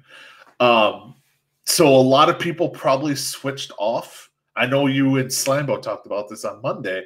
But a lot of people probably switched off of ABC to go to Twitch, but never went back to ABC, which definitely skews the numbers. So stage 2, I think, is going to be vital to us. All-Star game, I'm not going to take much into consideration those numbers, because it's freaking All-Star game. That is a joke right now. Yeah, you're going to have 2 people that haven't played at all and a bunch of Chundu hunters playing. Yeah, you're not going to know the names of half the people playing. You're going to be like, I don't remember seeing them this stage or last stage. This is weird. But, when you take into account, now we don't know the Chinese numbers. Right. But when you take into account, you have ABC, ESPN Plus, MLG TV, Twitch. Where else there's another place you can watch it. I don't know. When you take everything into account, the numbers are still good, and they're still growing. And that's the key thing. I just expected it to be higher. Yeah, I think at the end of the day, the most important thing is we are hitting that key demographic. And then that's what a lot of, the broadcasters are going to be looking at, if you're hitting those. Yeah, that's what the sponsors care about that. It's like, we've had this argument forever, we would have it up on Twitch on our computers, but actually watch the Overwatch League on ABC. Right. Yes, you're counting for 2 viewerships. Sponsors don't give 2 craps. They care about the actual number of people watching it. So if you're accounting for 2 of it, they don't care. They don't. They just care about actual numbers of eyeballs watching. Yep. And I do want to pull up something from our Twitch thread really quick. Punk says, not many people have the ABC show app either, and there's a lot of cable cutters these days, so they'd go for Twitch. Absolutely. I know a lot of the major networks have an app. I bet you the percentage of people that actually have them on their tablets or whatever, or laptops, phones, whatever, is probably less than 2 or 3%. It can't be that much. Well, all right. So for instance, in Madison, Wisconsin, I tried to go out, I use, all right, hope you're not listening, ABC. I use my sister and her brother, we have this share program where I have like HBO and Netflix and Hulu, and they have actual cable, and then we kind of just happen to one day share passwords and emails to sign in. But I tried logging into the ABC app on my Apple TV, and ABC was unavailable in my area. Blame Wisconsin. That's don't know why. Now I have an HD antenna, so I just flipped it over to the HD antenna. But I was not able to even watch it on the app in my demographic because I think it had something to do with DirecTV in my market. I don't know. I didn't try and fight with it, but it wouldn't play live programming. I could watch all other programming that wasn't live, except. So I was like, well, I don't care about, Modern Family season 8. I care about watching the Overwatch League. So, who knows? But I couldn't cheat the system and I had to use an antenna. All right. Well, at the end of the day, it's a decent start. Plenty of room for growth. And we'll definitely compare Stage 1 numbers to Stage 2 numbers when we get the TV ratings following this upcoming stage. But next up, circling back to the Atlanta Reign, specifically Dafran. Dafran did, in fact, announce his retirement from Overwatch. And this is why there's been so many moves out of Atlanta here in the last couple of days. So that redemption arc for Dafran has officially come to a close after Atlanta Reign secured that playoff berth and an early exit from the stage playoffs. So Dafran basically went out, he notified the team a week before the playoffs had started. And while he's no longer going to be competing for the team as a player, he is remaining on the organization as one of their partnered streamers. So you'll have Dafran and, was it Fran or Frana? One of the two. Yeah, because they're going to duo together and they're going to be called the Frans. Yeah. Absolutely. Well, they better do that. Otherwise, we're all going to be severely disappointed. Everyone here at OWL Network and our podcast network. But we've already seen the moves that they made to kind of counteract this, or at least try to address this departure. And unfortunately for the Reign, they went up against the playoff buffed Philadelphia Fusion in the quarterfinals. They got their Mega Mushroom. They powered up. They took home a 3-1 victory. Atlanta Reign was done with. And, Fusion kind of, sputtered out after that. But taking a look back at kind of like when we first heard that Dafran had signed to the Overwatch League, I know you and I basically had our judgments on, kind of like the personality side of Dafran. We saw the whole throw for Dafran movement happen, the suspensions that he saw, kind of like the uprising that he started just due to the whole throwing incident where people were actually going in competitive games and throwing games for Dafran, hence the hashtag that spawned from that. But this was always a player that many considered to be one of the most mechanically gifted players, and he got an opportunity to face the absolute best players in the world. And, looking back, all of those judgments aside of his personality, I'm glad Dafran made it this far. I think we all were kind of like feeling like, well, there's a very good chance that he's not actually going to make it through the entirety of the season. I just want to know like how early on or how much truth there is to if he really made the decision a week before the stage playoffs, or if this was something that was always kind of like in the back of his mind. It just seems like he just wanted enough time to just kind of like play out his story and kind of like prove himself at this level, and then for him to bow out. But at the end of the day, I will say he did handle this situation a lot better than some other, controversial figureheads that have seen play in the Overwatch League. Yeah. Part of me thinks that this was the plan all along. Truly, like he's like, I'm gonna make it through stage 1. I'm gonna, do my best. I'm gonna show it all, show people that I can actually compete in the Overwatch League, and then call it quits. Like, part of me thinks that was going on all along. Another part of me also thinks that he is, getting out before he can get suspended because it's only a matter of time. He is, and I don't think anyone will disagree with this. He's a pretty toxic person. Like overall, he's a pretty toxic person, and that is very prevalent in his streams. And he quit the Atlanta Reign before Stage 1 started. He quit Overwatch League because he just got so pissed off at Overwatch. Again, this is not someone you expected to stick around for a long time. So the fact that he managed to go all of Stage 1 without causing any incidents, major incidents. I hear he was just a nightmare to interview and dropped F-bombs. But, he's just one of those people, like, he did it. He proved it to people he could do it. Now he's getting out and going back to what he enjoys. And, good for him, bad for the Overwatch League, because he was still fun to watch. And he was still good. Him and Dogman, and I made this reference last night on OWL by the Numbers, but him and Dogman were like the Bash Brothers from Mighty Ducks. Like, and now we have a Mighty Ducks 2 situation where one of the Bash Brothers is gone. And Dogman is just left on his own. Like, it sucks. But it was also expected at the same time.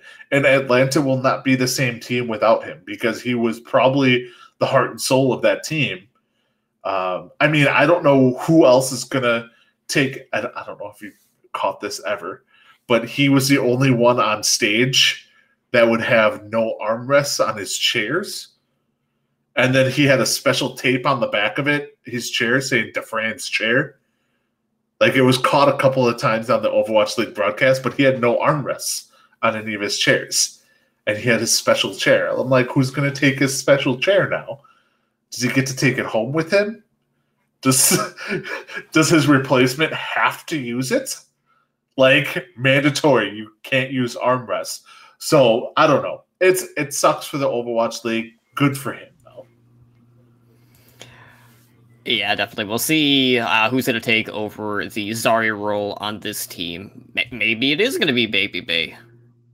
We'll have to just wait and find out here. If they go Goats. If Goats is a thing, who said we don't know if Zarya is going to still be around? The important thing is we need someone else to run Torbjorn.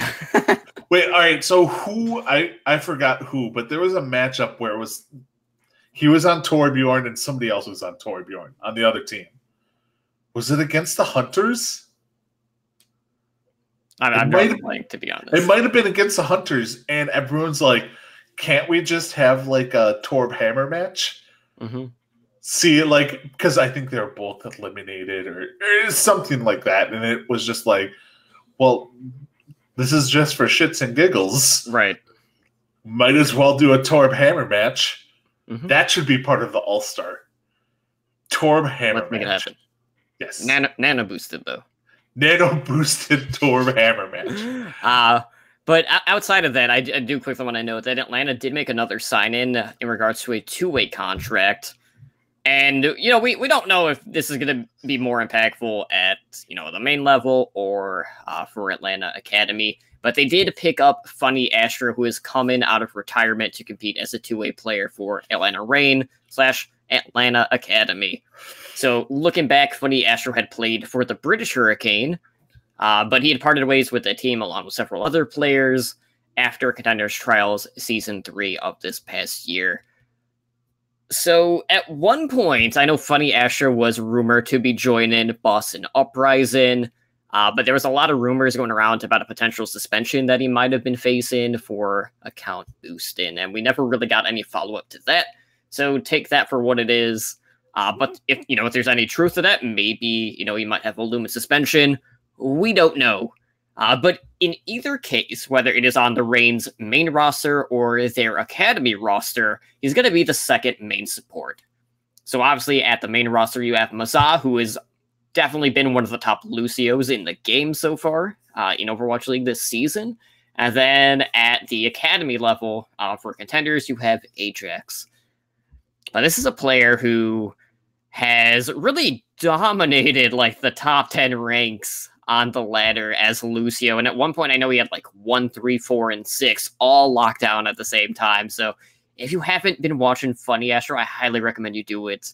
Get some Lucio tips. Go check out his stream. But this is a pretty big sign-in. But I don't think like at the Overwatch League level, it was a necessary sign-in. But I'm still happy to see him getting the opportunity nonetheless. Yeah, it was a very weird sign. Like, all right, it's one of those. It's a Decay signing, like not as good as Decay, but like it's one of those signings. You're like, okay, well, you signed this really good player, but you already have somebody really good playing that position. Like you have, Funny Astro, but that's not your biggest need right now. Like, honestly, your support line is probably, after Dufresne retired, your support line is probably the best part about your team. Between, depending on who they start, between Dogman and Kodak. But, like, it's good. I'm glad Funny Astro gets to play with Sugar Free. So that's always a bonus. Anytime Sugar Free can get more talent around him, the better.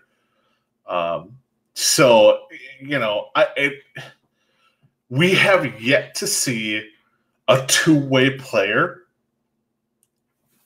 and I may be wrong, but we have yet to see a two-way player actually be a two-way player.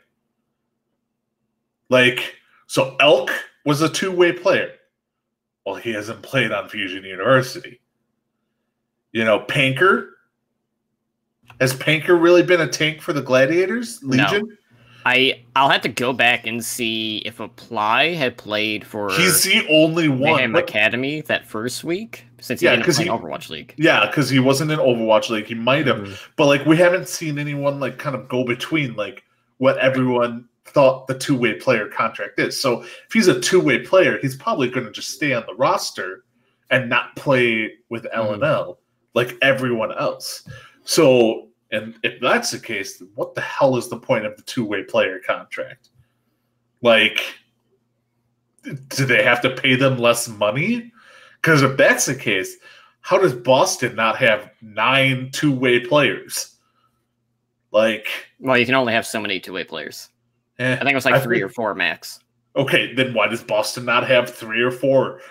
Like, it seems like a Boston move. So I don't know. Again, because they'd have to pay all of those players guaranteed $50,000. Yeah, but then they wouldn't have to sign full-time guaranteed players to their roster. Mm-hmm.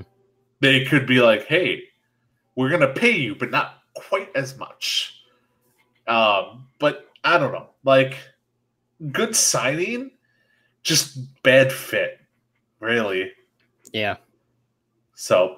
I don't know. We'll see. But I don't see Funny Astro playing for the Reign like in a starting role.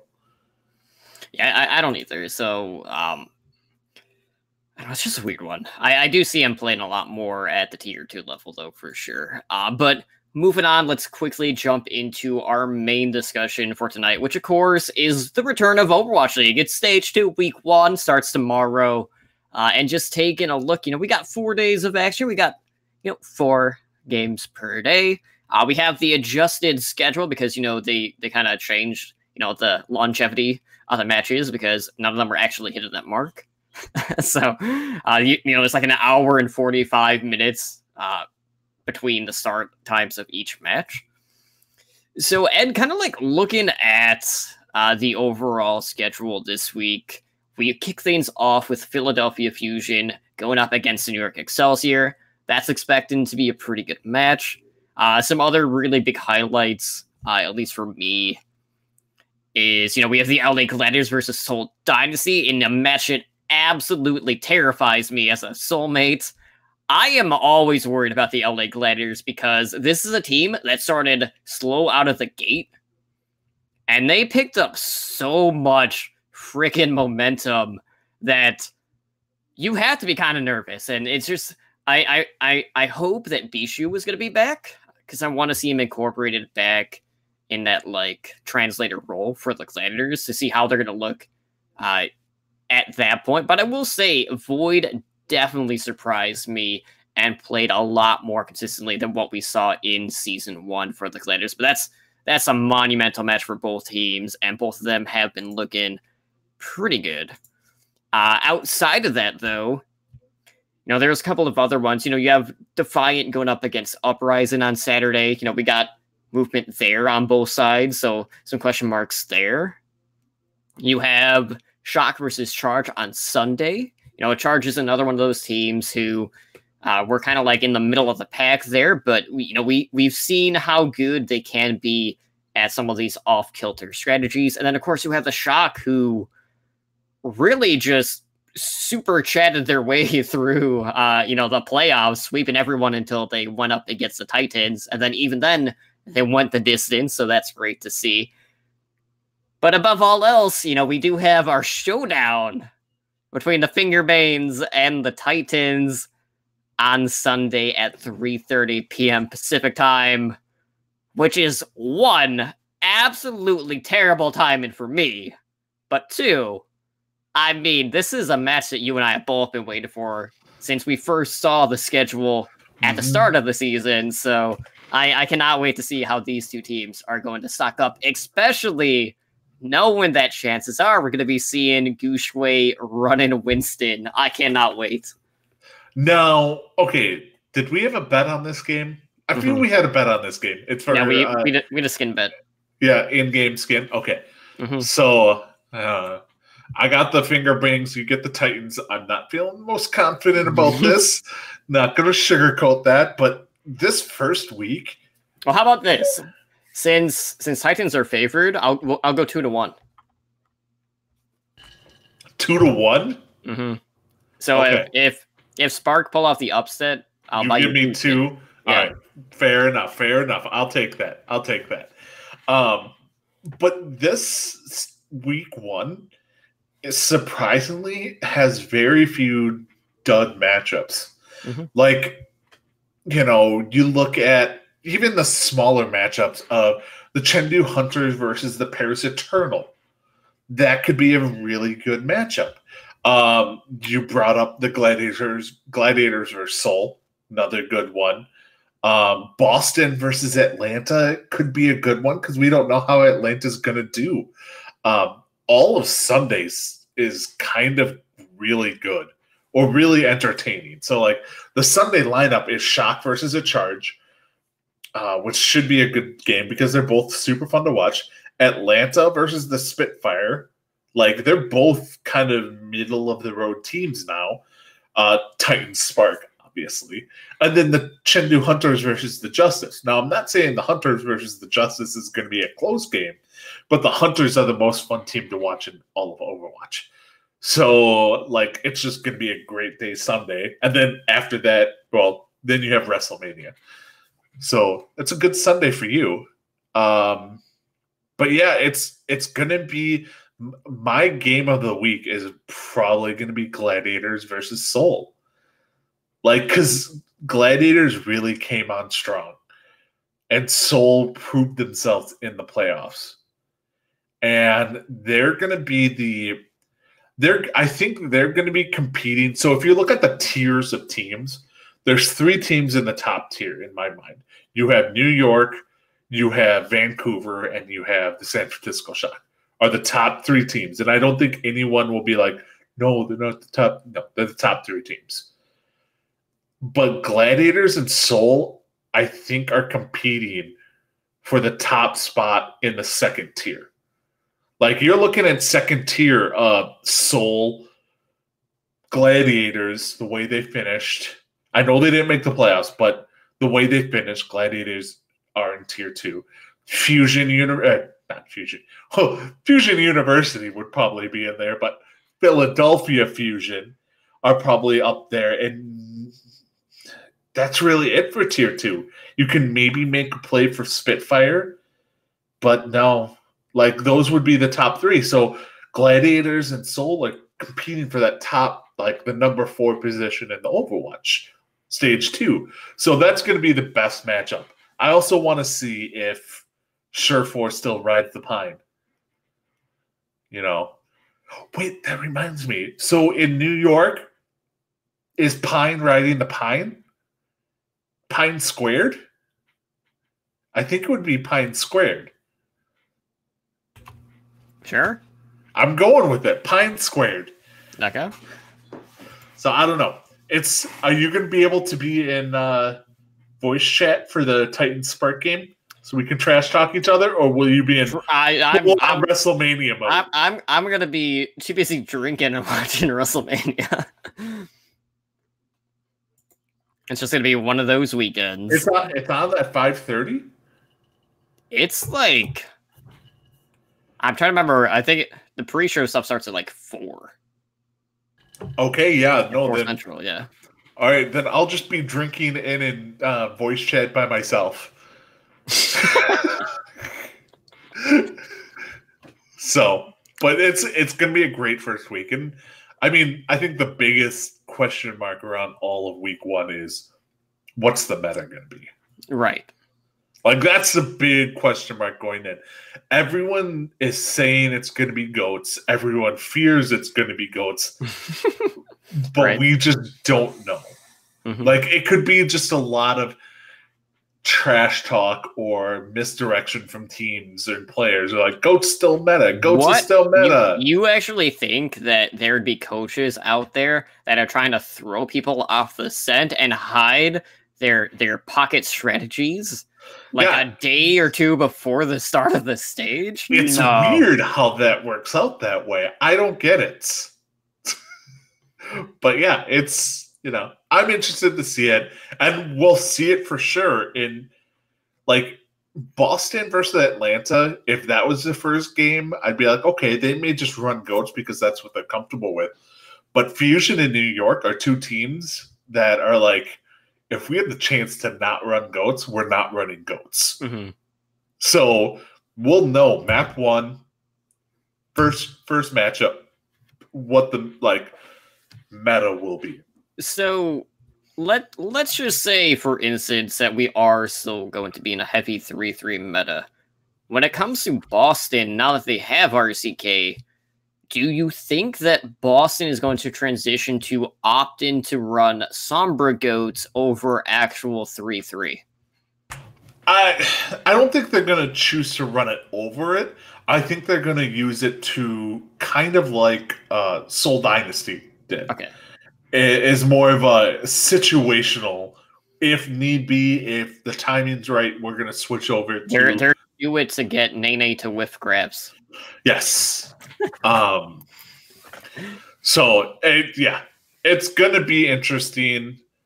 I really hope it's not goats, but I wouldn't be upset if it's goats because for me, I don't mind watching goats. Mhm. We also get to see Paris in the first stage. Maybe in the first even... match. I haven't even looked to see if Paris is going to play on Paris. Oh God, that's a good question. Hold on, I'm bringing that up. If Paris plays on Paris and doesn't win Paris, oh, that's some stinky ass cheese. Yes, they play Paris Okay. on Thursday against the Charge, map 2. So Okay. Charge versus Paris on Paris. Because to me, that's one of the biggest storylines, is how well they're going to do on home turf. Like, if they watch Paris is Be like the worst. 0 for 8 on the Paris map, be like, no, just Mhm. no. You suck. I like it. What is the one thing you're looking forward to the most from stage 2?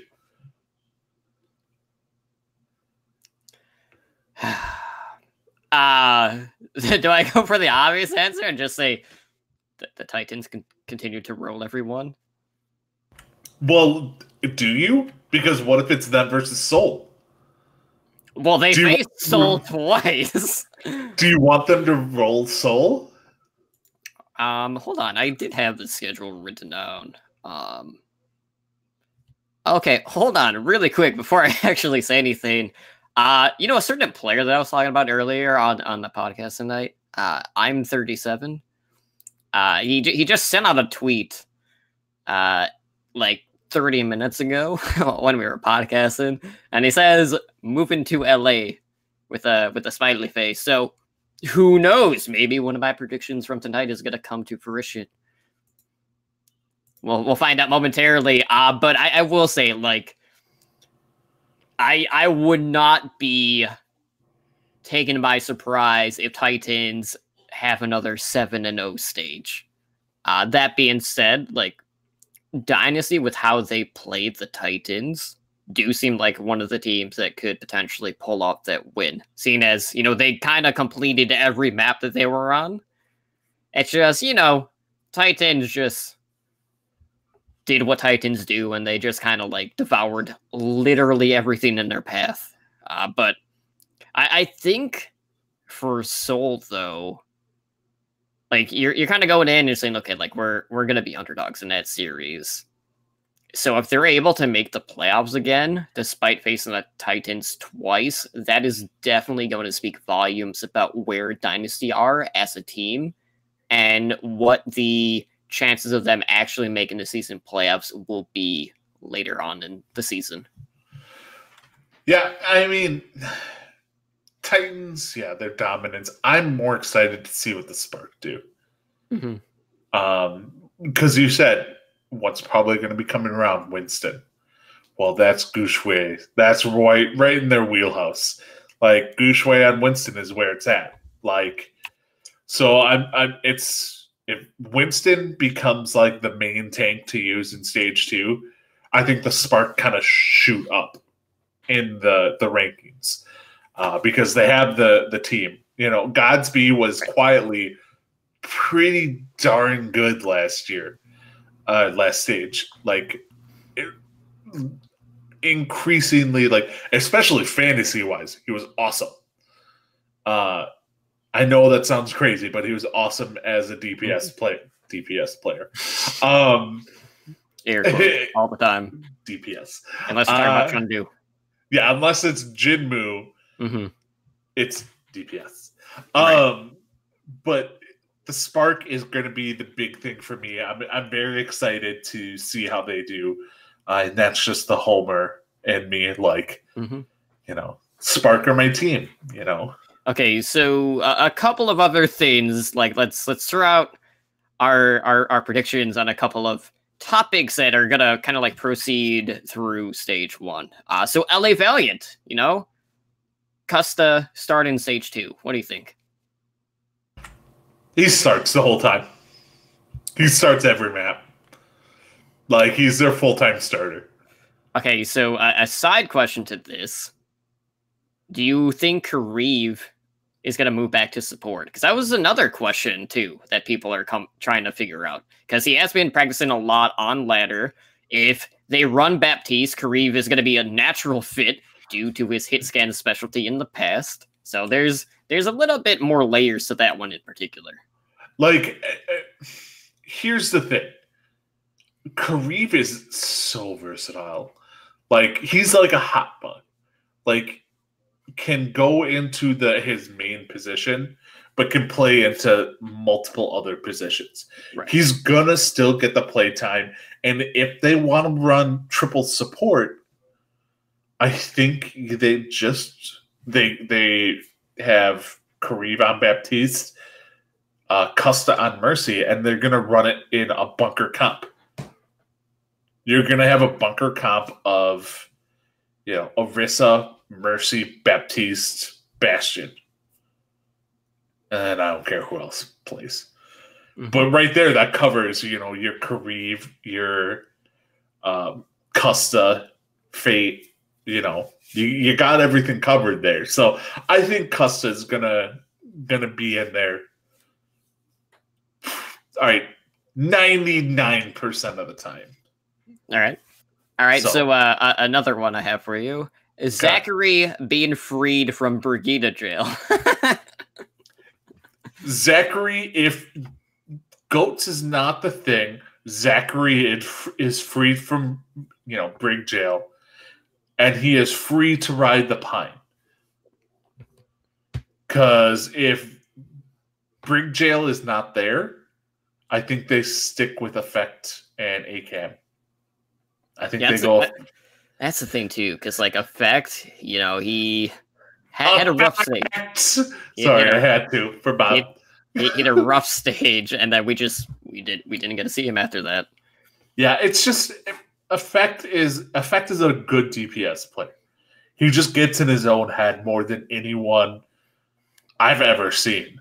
Yeah, But, I think he's done better with that at least, but it's just we also don't get to really see that though in retrospect because he hasn't been playing. But you can thank AKM for that because AKM was actually putting in some fairly consistent performances throughout stage 1.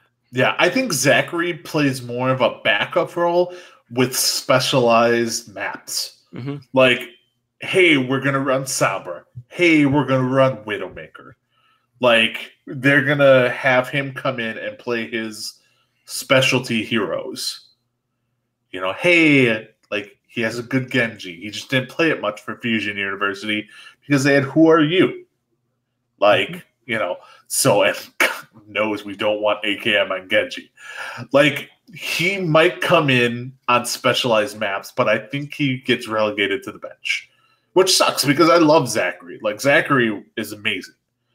I just don't think he fits. He just doesn't fit on this team. I think he could have signed with another team and been way more successful, but I think his, knowing Arrow and stuff like that from his Fusion University days, he kind of went to the fuel out of familiarity. Yeah, maybe he'll take the reins of Sombra play. That is a possibility as well. Since he totally could. Totally could, which wouldn't be a bad thing because he's a good Sombra. Unless he just, kind of just stands around and doesn't really do much like the World Cup. Let's not talk about the World Cup. Too soon. Too soon. Is there any other topics outside of that maybe you want to quick fire my way? All right. Zenyatta. Okay. As dominant as stage 1 or no? Are we talking about overall playtime or effectiveness? Playtime. I think we're still going to be seeing a ton of Zenyatta. And I feel like a lot of that's just going to come down to if we do see the return to 3-3, the Discord still at this point, I feel it's too powerful of an ability to kind of just go without it because it does provide that extra burst that will really allow that frontline pressure to really open things up for the team. So I feel like losing that is just too much. So I'm expecting, like, if I were to like throw out a percentile, like maybe 3 to 5% decrease playtime throughout the stage, but I don't think it's going to be significant. Okay. Justice, Mayhem, Valiant. Okay. Who makes the biggest jump? Oh, man. See, I want to say the Valiant, but, I don't trust the Valiant management. I feel... this is so hard to say, because we know Mayhem have sign-ins that they haven't announced. And I have no idea what those sign-ins are. But I have faith in bare hands. And I will say Florida Mayhem. All right. That's a risky one, but... I'm expecting Washington to probably fit... I'll have to double-check what their schedule is, but... I feel like Washington, if they're going to plateau in this stage, it's going to be at 3 wins. But I really feel like they'll finish 2-5. All right, where do you see the Outlaws? Because, all right, and this is not my normal Outlaw bashing, sort of. Okay. But Outlaws have the second hardest schedule. Like, they have a brutal schedule coming up in this stage. What do you realistically see the Outlaws finishing? All right, hold on. Let me scroll up really quick and pull up the schedule so I can double check who they are facing. All right, so let's see. Outlaws, they have a bye week to start. Okay, so Texas taking a week off, stage 2, week 1. Mm-hmm. They open against Vancouver, taking an L. Yep. They face Philadelphia and Shanghai Dragons in week number 3. chance at 1-1 there. They face Dynasty and Fuel during the travel week, which is Dallas's homestand week, where we only have 8 teams competing. That's realistically probably an 0-2. I don't think Outlaws will beat Dallas. And Shundu Hunters in week 5. Man, that's a crazy one. Like, that's one I wouldn't be surprised if Guangzhou Charge. Is it? Am I looking at the wrong one? Yeah, they play the Charge in the Spitfire week 5. I'm looking at another team. Yeah, so that's it's I don't know. See, there's a lot of weeks where like I could realistically see them finishing 1-1. But at the end of the stage, I feel like they're going to be one of the teams that are hard stuck at 3-4. So like if I'm looking at team parity, I feel like we're probably going to see 5 teams that are going to come out with a 4-3 record this stage. And we'll see 4 teams at 3-4. So we're still going to have a lot of parity kind of in that giant clump where like the play-in tournament would be at the end of the season. So like if I'm looking at the overall stage, like I feel like, Shundu, despite having like a better strength of schedule compared to a lot of other teams, I don't know if that's gonna be enough to kind of bump them up. I feel like Vancouver, New York, Shock, Dynasty, Dallas, and Gladiators, and probably Fusion are like the most likeliest to actually make the playoffs. And then that 8th spot is kind of like up in the air. Like, how is Atlanta going to do? Atlanta, Toronto, and Charge, and probably Boston are kind of like those 4 teams that are like, it could really go any way right now. But I feel like Outlaws across the board, there's just too many problems on this team still. And I don't think that they can rely on the hopes that Jake can get to play Junkrat on a couple of maps. Yeah. I mean, realistically, I probably put the number of wins for Houston at 2. Like, and that's just saying, like, let's say in 3 of the weeks they go 1-1 in all 3 weeks. That just means in one of those 3 weeks they go 0-2 instead of 1-1. Right. Like, that's not that drastic to think about. Like, could they lose to the Charge, Shanghai, or Fuel? Mm-hmm. Yes, they could. And if they lose to one of those 3 teams, they're a 2-win team for the stage. Like, I don't know. I think Houston has a lot of problems, especially if it's a GOATS meta. If it's a GOATS meta, they're probably going to be worse than they were in stage 1. So it will be interesting.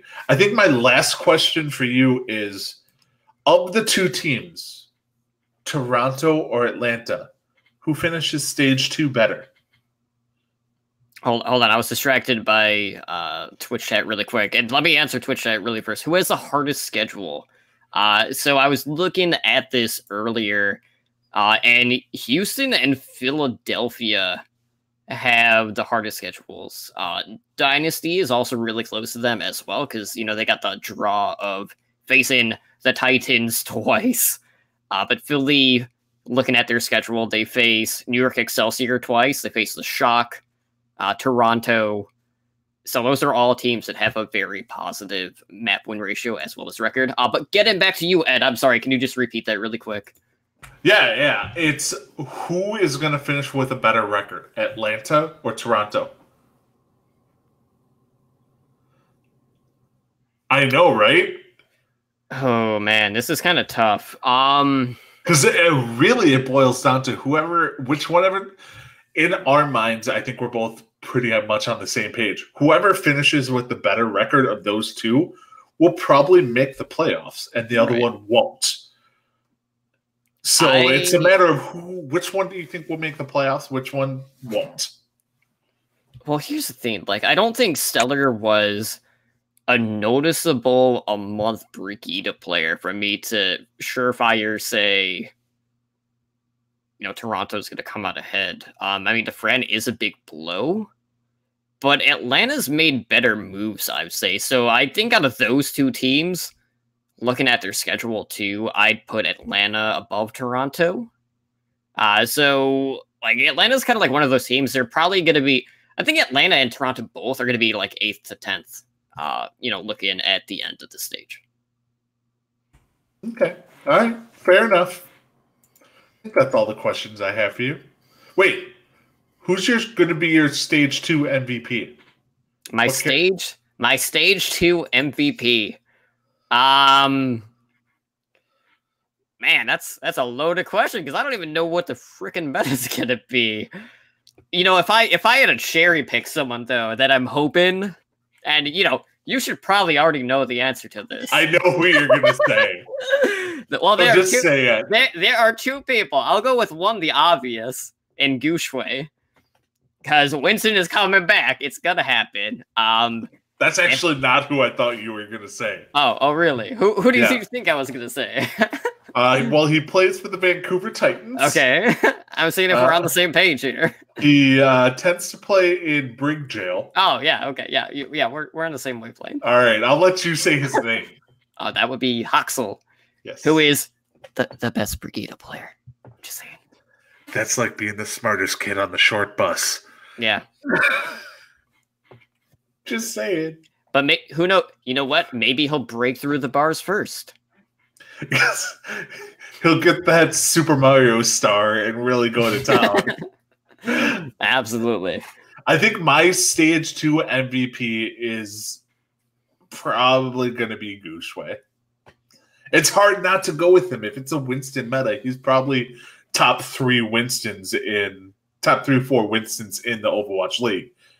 And he's just going to go off. Yeah. I love Gushue. Gushue's the man. Absolutely. So with that being said, guys, I know we are running a little bit long. So let's go ahead and... I feel you say that every week. I mean, this week primarily, it's been a little bit more so, Actually, you say that on every podcast I'm on. So you say it on every OWO by the numbers. Except for the one when you weren't on OWO except for the one I numbers. wasn't there. And then every Heroes Never Die episode that I'm on. You're just like, well, we're running long. Be like, damn it, editor, shut up. What? This is... One of these times, I'm just going to abruptly end the stream just to confuse you. But anyways, we are going to close out the show for tonight. So if you guys want to help us out, one of the best things to do is to go leave us a review over on iTunes or your podcasting app of choice. We're always looking for ways to improve the show to make for a better listen experience. And of course, if you guys want to submit topics, questions, anything like that, you can feel free to do that as well. If you want to find some additional Overwatch content, be sure to check out Overwatch Recall, which is also on our website. That is a podcast directory. It's also kind of like a content creators podcast as well. That's also on our network. Every Sunday night, we release the episodic listens of all of the Overwatch content that was released by the different podcasts. And if you would like to support us further, please consider checking out our Patreon page. We have tiers starting at just $1 a month. We appreciate any additional support that you guys throw our way. It helps, help with giveaways. It helps pay for the Libsyn fees. And, we kind of dropped a 2-hour podcasters roundtable at the last day of the month. So yeah, I had to kind of pay a couple of fees for that. But you know what? Last month across the board on the network, absolutely fantastic. We saw some tremendous growth there.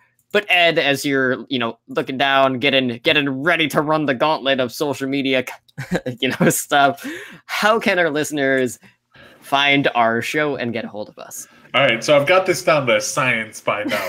So you can reach us on email at hndoverwatch@gmail.com. We are on Twitter over at @HNDOverwatch. We do have a website where we post all our shows and all that fun stuff at owlnshow.com. We are on YouTube, where you can see those fantastic videos that you saw earlier with Spider going over Baptiste at youtube.com/Overwatch League Network. We are on Discord, and it has actually been a lot more active in the past few weeks, which has been very nice. You can join us over there and talk with us about really anything at discord.me/OWLN Show. We are streaming presently live on Twitch at twitch.tv/OWLN Show. We are a Twitch affiliate, so please help support the show by subscribing to our channel and earn our network emoticon. Our podcast network streams pretty regularly. So on Mondays, we have the Overwatch League Network, which airs at 7 p.m. Pacific. On Tuesdays, we have OWL by the Numbers from here on forth, called OWL Off Topic, because we go kind of off topic at 6 p.m. Pacific. And then this show presently is Heroes Never Die, airs Wednesdays at 5 p.m. Pacific. And then host streams do not appear on Thursdays and Fridays at 7:30 p.m. Pacific while the Overwatch League is going on. But who knows? Totem will stream randomly. Spider will stream randomly. So just keep an eye out on our social media. I will note the likeliest time that I would stream is probably Monday nights, like a couple of hours before Overwatch League Network. Okay. Yeah, and I know Spider is planning on doing a Borderlands run through. I don't know if he plans on streaming that at all. So just keep an eye on our social medias for that. And then as Totem talked about, Patreon. So you can come join us over on patreon.com/OWL Network. We recently launched that. So come over there. Tiers start at just $1 a piece. Any help would be greatly appreciated. You can join the likes of Blazing Bob, Brendan, and Gabby in helping our network grow. So thanks again for all of your support. So come on over there, join us, have some shenanigans. And then you can contact me personally on Twitter at Edanar Overwatch. That's EDANAR Overwatch, where I tweet from everything from Overwatch to drunk ramblings on Marvel movies. Which I completely plan on doing this weekend as well. I'm going to get drunk and watch Guardians of the Galaxy 1 and 2. Perfect. I can't wait for that. And then you're going to see some crazy tweets about it. So you definitely want to follow that to have like 9,000 IQ questions asked on Twitter. I'll be sure to find the recap on OWL by the Numbers after the fact. Oh, yeah, you will. Trust me. It will happen. But Totem, where can they find you? Well, I am over on Twitter. That is at Little Bluebird at Simply Drunk CTR, where you can normally find me trashing the LA Valiant management, just making fun of Houston Outlaws fans, talking about horror movies, you know, the usual stuff. I mean, you guys know, or, you know, even Pokemon, you know, all the good stuff. But with that being said, guys, it's time for us to get the heck out of Dodge here. Thank you so much again for tuning in to another episode of Heroes Never Die. Again, I have been your host, Humbly Drunk, joined as per usual by Edanar, and we hope to see you guys back next week. Have a good night. See ya. Later.